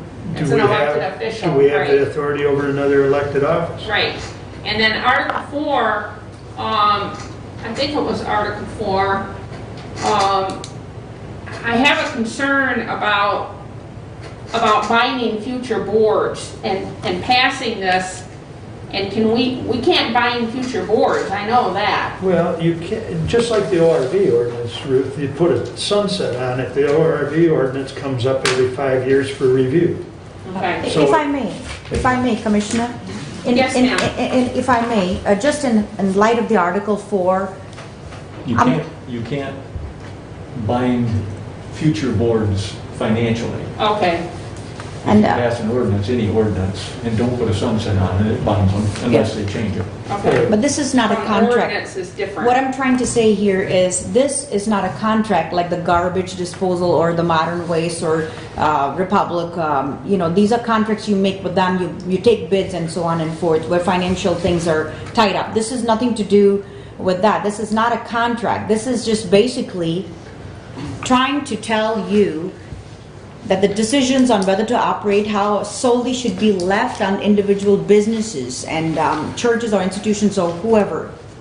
So the Article 4, basically, we're not binding any future board. This is not an ordinance. Right, I This understand. basically is what it's trying to tell you is, during a pandemic or epidemic, it is a right of an individual personnel or right of individual church, entity, or business owner to see if they feel fit to keep themselves open during the entire pandemic, because they got to feed the families, right? Okay, so knowing that this was gonna come up, I tried to get some feedback from my constituents, and some of the questions coming from my constituents, one of my constituents said that they thought that this proposal or ordinance was too vague, and they wanted to know what constitutes a crisis. Now, it does say in there, it does have a definition for crisis. Who gets to determine when we are in a time of crisis? Which laws will the sheriff not be able to enforce? And they felt that this document was too vague. So those were some of the things maybe when the attorney reviews this, we want to know. Article 4, if you read it, it says pandemic, epidemic, which is what we've been talking about all day, but then at the end it says, or time of crisis. Yeah. That creates a Well, what open in door. heaven is a time of crisis?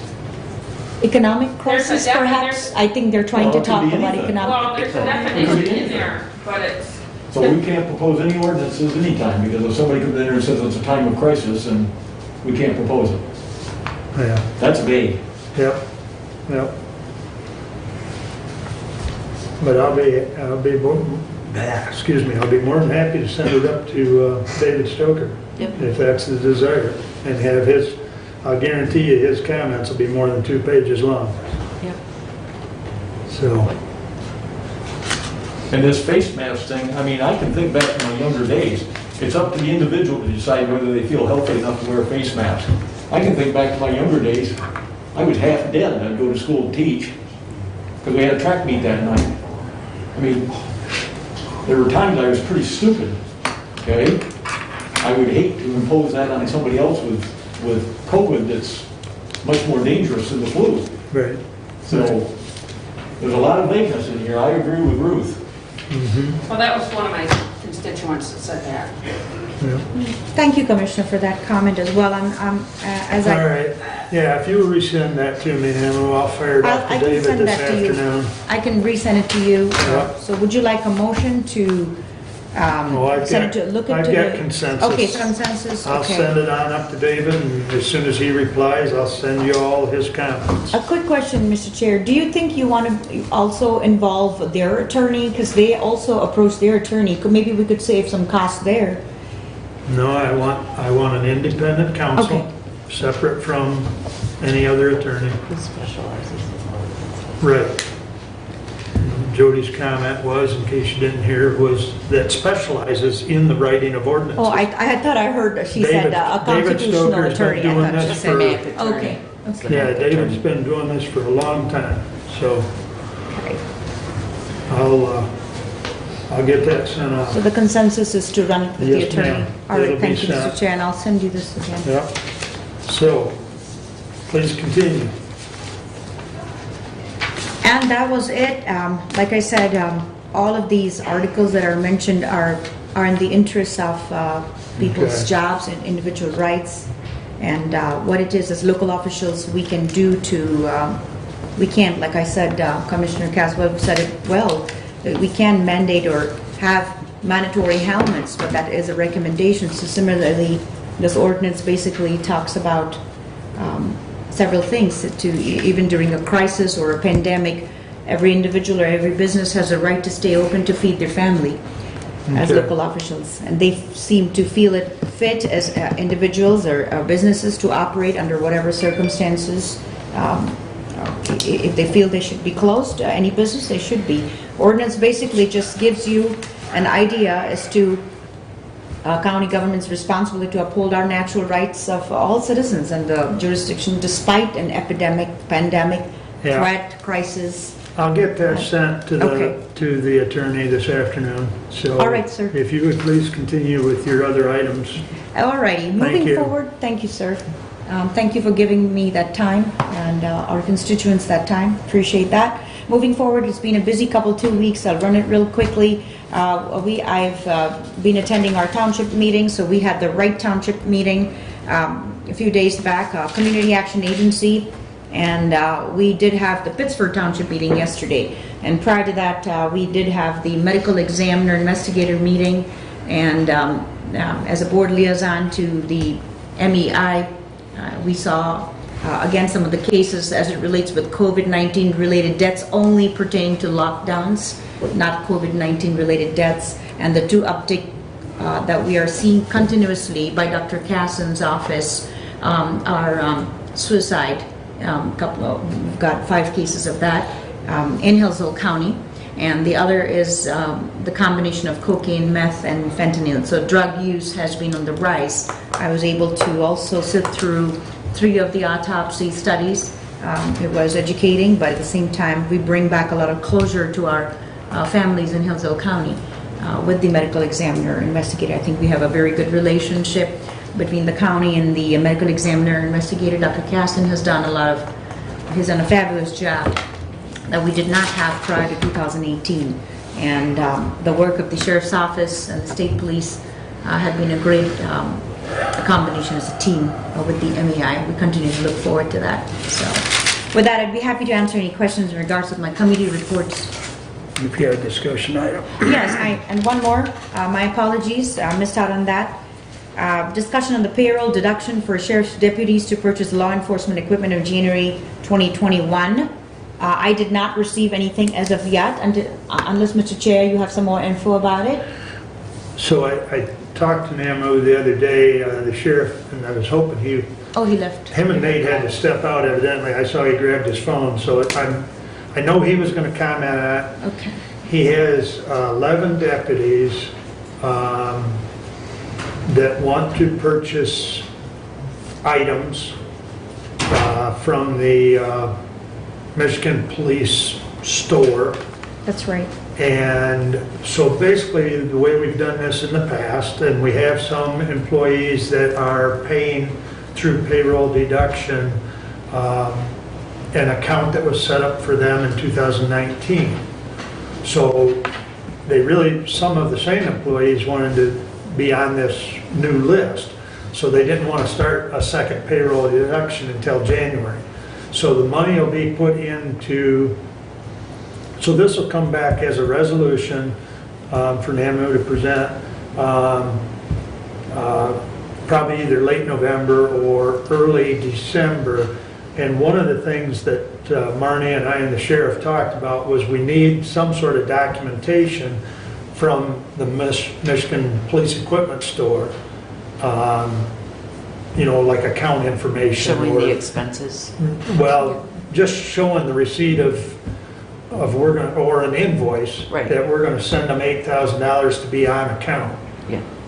Actually, it was a little over $8,000, but that number will be in the resolution. That's right. So that's basically what I had called Commissioner, and we were initially going to bring forth the resolution, but then as we talked about it, if we're not going to make it available to those deputies until January, why should we send the money 3 months ahead of time? That's right. So that's kind of it in a nutshell.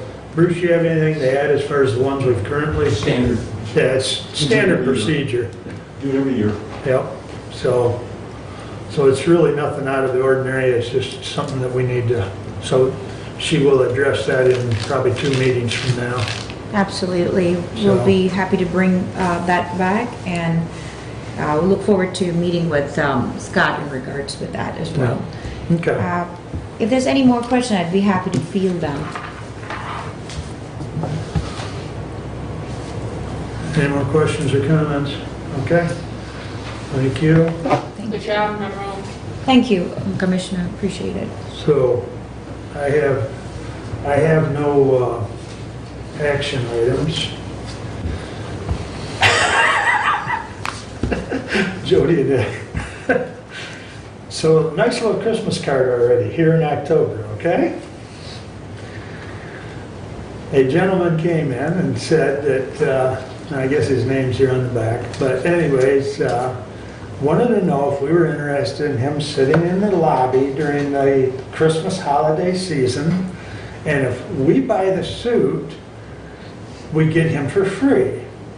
If we don't buy the suit, it's $50 per half day and $100 for the whole day of him sitting in the lobby greeting our citizens as they come in and out of the main building. This So is during Christmas? I'm just conveying, don't shoot the messenger. But nice, he won't even have to wear a mask, he can just take his beard and put it. So, if anybody's interested, Is he the Santa Claus or? Well, I'm not sure if that's his. not him. That's not That's his. not him. Okay. Oh, okay. Okay, that's It's all not, That's a picture natural? he is. Okay, Yeah. okay. but that is his name and number. But- Okay. So, if anyone wants me to call him back, I'll be happy to do so, but I think we should. I've passed the message along. So, with that said, that takes Santa Claus off the list. For now, anyways. Terry Esterline was good enough to send me a report to read to all of you from the medical care facility. Good morning. I believe you have a meeting this morning, so he was correct. So he sent me a quick update. He says the facility remains COVID-free. Weekly testing of asymptomatic staff continues as part of surveillance. Rapid read testing machine is in use and delivering results in 15 minutes. We are awaiting collaborative guidance from MDHHS and CMS/CDC, as they currently do not have the same guidelines. Census remains at 75% and admissions are being taken weekly. All available grants and funding have been applied for, and we are currently awaiting funding for additional PPE grant. Family satisfaction survey results are in, and the facility ranked in the 97th percentile for overall satisfaction. And oh, he's got an attachment. So I will forward this to you for the attachment on the survey. So that's the report from the medical care facility, and that's current as of 8:56. So the Board of Health report that I've been sending you out, Rebecca's daily daily report on COVID cases. In the last 3 days, Hillsdale County's had 9 new cases in the last, and this 9 is part of the 40 number, but in the last 3 days, the 3 counties have had 40 cases. So if you subtract out the 9, 31 counties, or 31 cases rather, are Branch and St. Joe. And currently St. Joe's I guess you'd call them the loser because they've got the highest. They're up well over 700 cases all total. So that's that. Are they showing, Mr. Chair, the recovery reports for those of them who are positive? No, and I've talked, and other people have asked Rebecca that same question. Because of the amount of time they're spending on contact tracing, they really don't have the staff to follow up, especially with people that have simply tested positive, quarantined for 14 days, and then go about their business. It's extremely difficult to follow up on a recovery number. So maybe at some point, but right now we don't have the staff. I mean, the staff we've got is trying to do the contact tracing. Right, right, So, got it. but, so anyways, that's all I have for you on this wonderful day, unless anyone has a question. Julie hit the contract talks, which we have another meeting set up for the 21st, I believe. Is that correct, Julie? Yes. Thank you. And so with that, we'll have our second public comment of the day. Anyone? Well, of course, Bob. You wouldn't miss one, would you? Welcome back. Thank you. I appreciate it. And to you and your wife. Thank you. I feel that. I just lost my two parents back in December, so it's just a struggle for everything, and I know we all are going in one direction. Thank you. First off, I thought the procedures that you were talking about earlier about going and seeing the attorney for this, what proposed under Numeratus, cannot not be voted. I thought the procedures was that you could push it to have the attorney, which you just did, to have it looked over, but can be brought up, and I think within the next 2 weeks, it can be pushed to have that. I thought there was a procedure you guys had to follow. I'm not sure, because I haven't read this stuff in a long time, so I don't know. But I thought there was. And the other is, Nimrod, you hit a lot of things right on the numbers. Really, right there. Most people, we are creating our own pandemic. We're creating it because we got television, we got radio. We're creating that. Unbelievable. We can do anything we want to make people think. Crazy tone. But I also believe in how Bruce brought it very sentimentally across. Great job. Perfect. And I would agree with everything, and I agree with everything on her. But I have to go with the rights of the people. Most and foremost, that we cannot push that. Next time we're going to find out, like they're trying to do in Arizona, a certain community wants to have certain colors, places on their houses. And you can't live there if you don't have this color, because the sun rays was allowed to affect those houses in order to adapt to bring in certain solar energies. You just can't live there if you just want wood siding, sorry. And then it's like, does the law say that we could only use 3 sheets of toilet paper? Are we going to come down because we have a shortage of toilet paper? I mean, just the silliness. But we can respect, but I use it 10 times. But we can respect each other. And Bruce, you brought that across so well that, we can respect each other. You want to wear the mask. I refuse to wear the mask. But I can respect you by keeping my distance. And if I get too close, you can say, could you excuse yourself just a little more? But we have to learn, and we can teach people that we can do this without having to say, there's subjects of this country you will have to do. We do not have to have those. But we have to teach the folks that we can be respectful of each other. And that's not happening. That's the harder part. You're burdening them with law. You're telling them you will do this. That's wrong. You must go and enthusiastically come out and try to get these folks to, I'm going everywhere too. I'm not super out there anymore, but yeah, there's a lot of things we can do to try to help them say, hey, it's okay. If you're not wearing a mask, step around me, I'm fine. And I think it's a great thing that we're wearing masks, I really do. But it should never be the subject of someone as a dictator or anyone else saying this must be. And Joe Biden is definitely going for it. So, the direction that's going to, I hope. Anyway, thank you guys, and I wish you all a great day.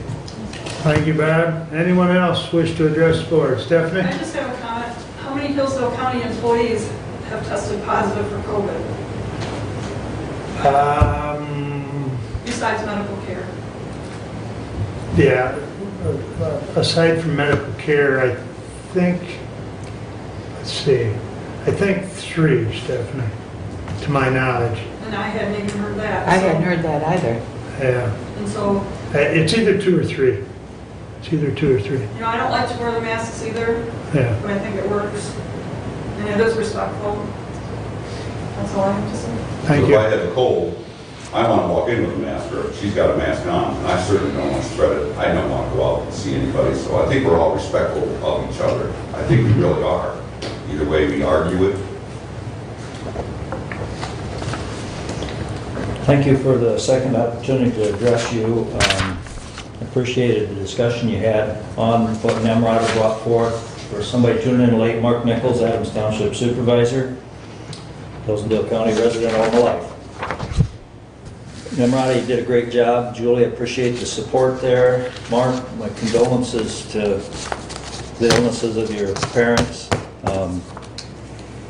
Bruce, I liked what you had to say about respect. I liked your examples of how you voted for one's rights. And as Bob said, respect goes both ways. Ruth, appreciate your support of this. I would comment on your comments on money. Namrata alludes to the Bible often, to God. I like that. Much that can be learned there. And my thoughts went to, I believe it was Esau, Jacob. Esau selling his birthright for a bowl of pottage. The Bible called it a bowl of soup. Let's not sell our rights. I know you care about people. Let's admonish them. Let's tell them what you think's right. I don't think the mask is all that beneficial. I'm not saying it doesn't do anything, but Joel is a pretty learned individual, and he maintains that the molecular structure of this virus is such that the masks are pretty much nothing, fairly much a joke. And as far as a sign of respect, I don't need that. It should show somebody I respect them. So if you feel there's merit, you want to wear it, keep my guess. That's not me. Our citizens wear them in a public building. You know, I expect you do, as a body, have some responsibilities to the employees. Namrata mentioned that at the sheriff's office, I believe, they weren't wearing them. Do keep in mind, you don't control every elected official's office. You do have certain controls and responsibilities as a body, certainly. But I appreciate the thought that you gave that. I'm glad you tabled it. I hope you'll think strongly about it. And people's rights, that's the number one thing. And Rada echoed that. And that's what America is about, and individual freedoms. So thank you for your time. Thank you. Anyone else? Going once. And twice. Thank you. Okay, Julie, additional business? I don't have anything, thank you. Namu? Nothing now? Ruth? I think we should recognize Sherry Lemke. She's here right now, and her mom, I believe your mom's picture is on the wall. I've been looking on the wall. What was your mom's name? Velma Lemke. Velma Lemke was a county commissioner in Hillsdale County. Do you remember her, Jody? Or any longtime other people? I think your mom's picture is on the wall, but I think that Sherry should be recognized for her mom being a, has been few women county commissioners, and her mom, Velma Lemke, was one of them. She was the first woman who was the chairman of the Board of Commissioners, too. So I'm here today to honor her. Very good. I think that's Very awesome. nice. It's beautiful. When was that? What year was that? You remember, or what decade? 70s? Her first term was in 1976, and she was there for quite some time. Good, good. I also want to recognize Stand Up Hillsdale and all the people that are here for Stand Up Hillsdale. I think that you guys should always keep fighting, keep standing up, keep putting things forward, keep fighting back, keep fighting for people's rights, keep standing up, keep going. You know, that's what we all have to do.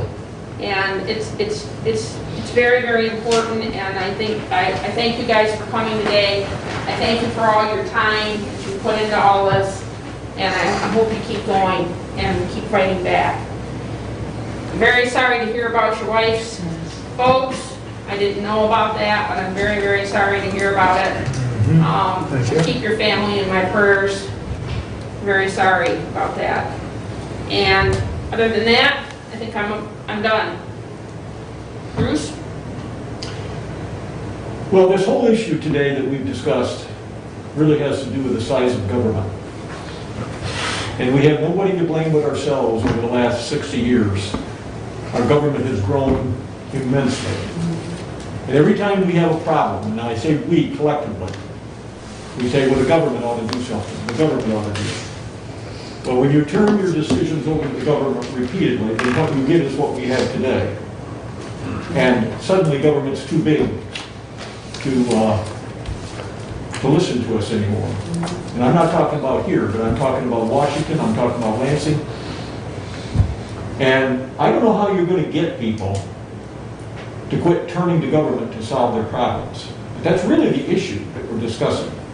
Yes. It hasn't got anything to do, this happens to be about mass, but it's really about who's going to make decisions. And you got to quit looking at Washington, and you got to quit looking at Lansing, and quite frankly, quit looking here.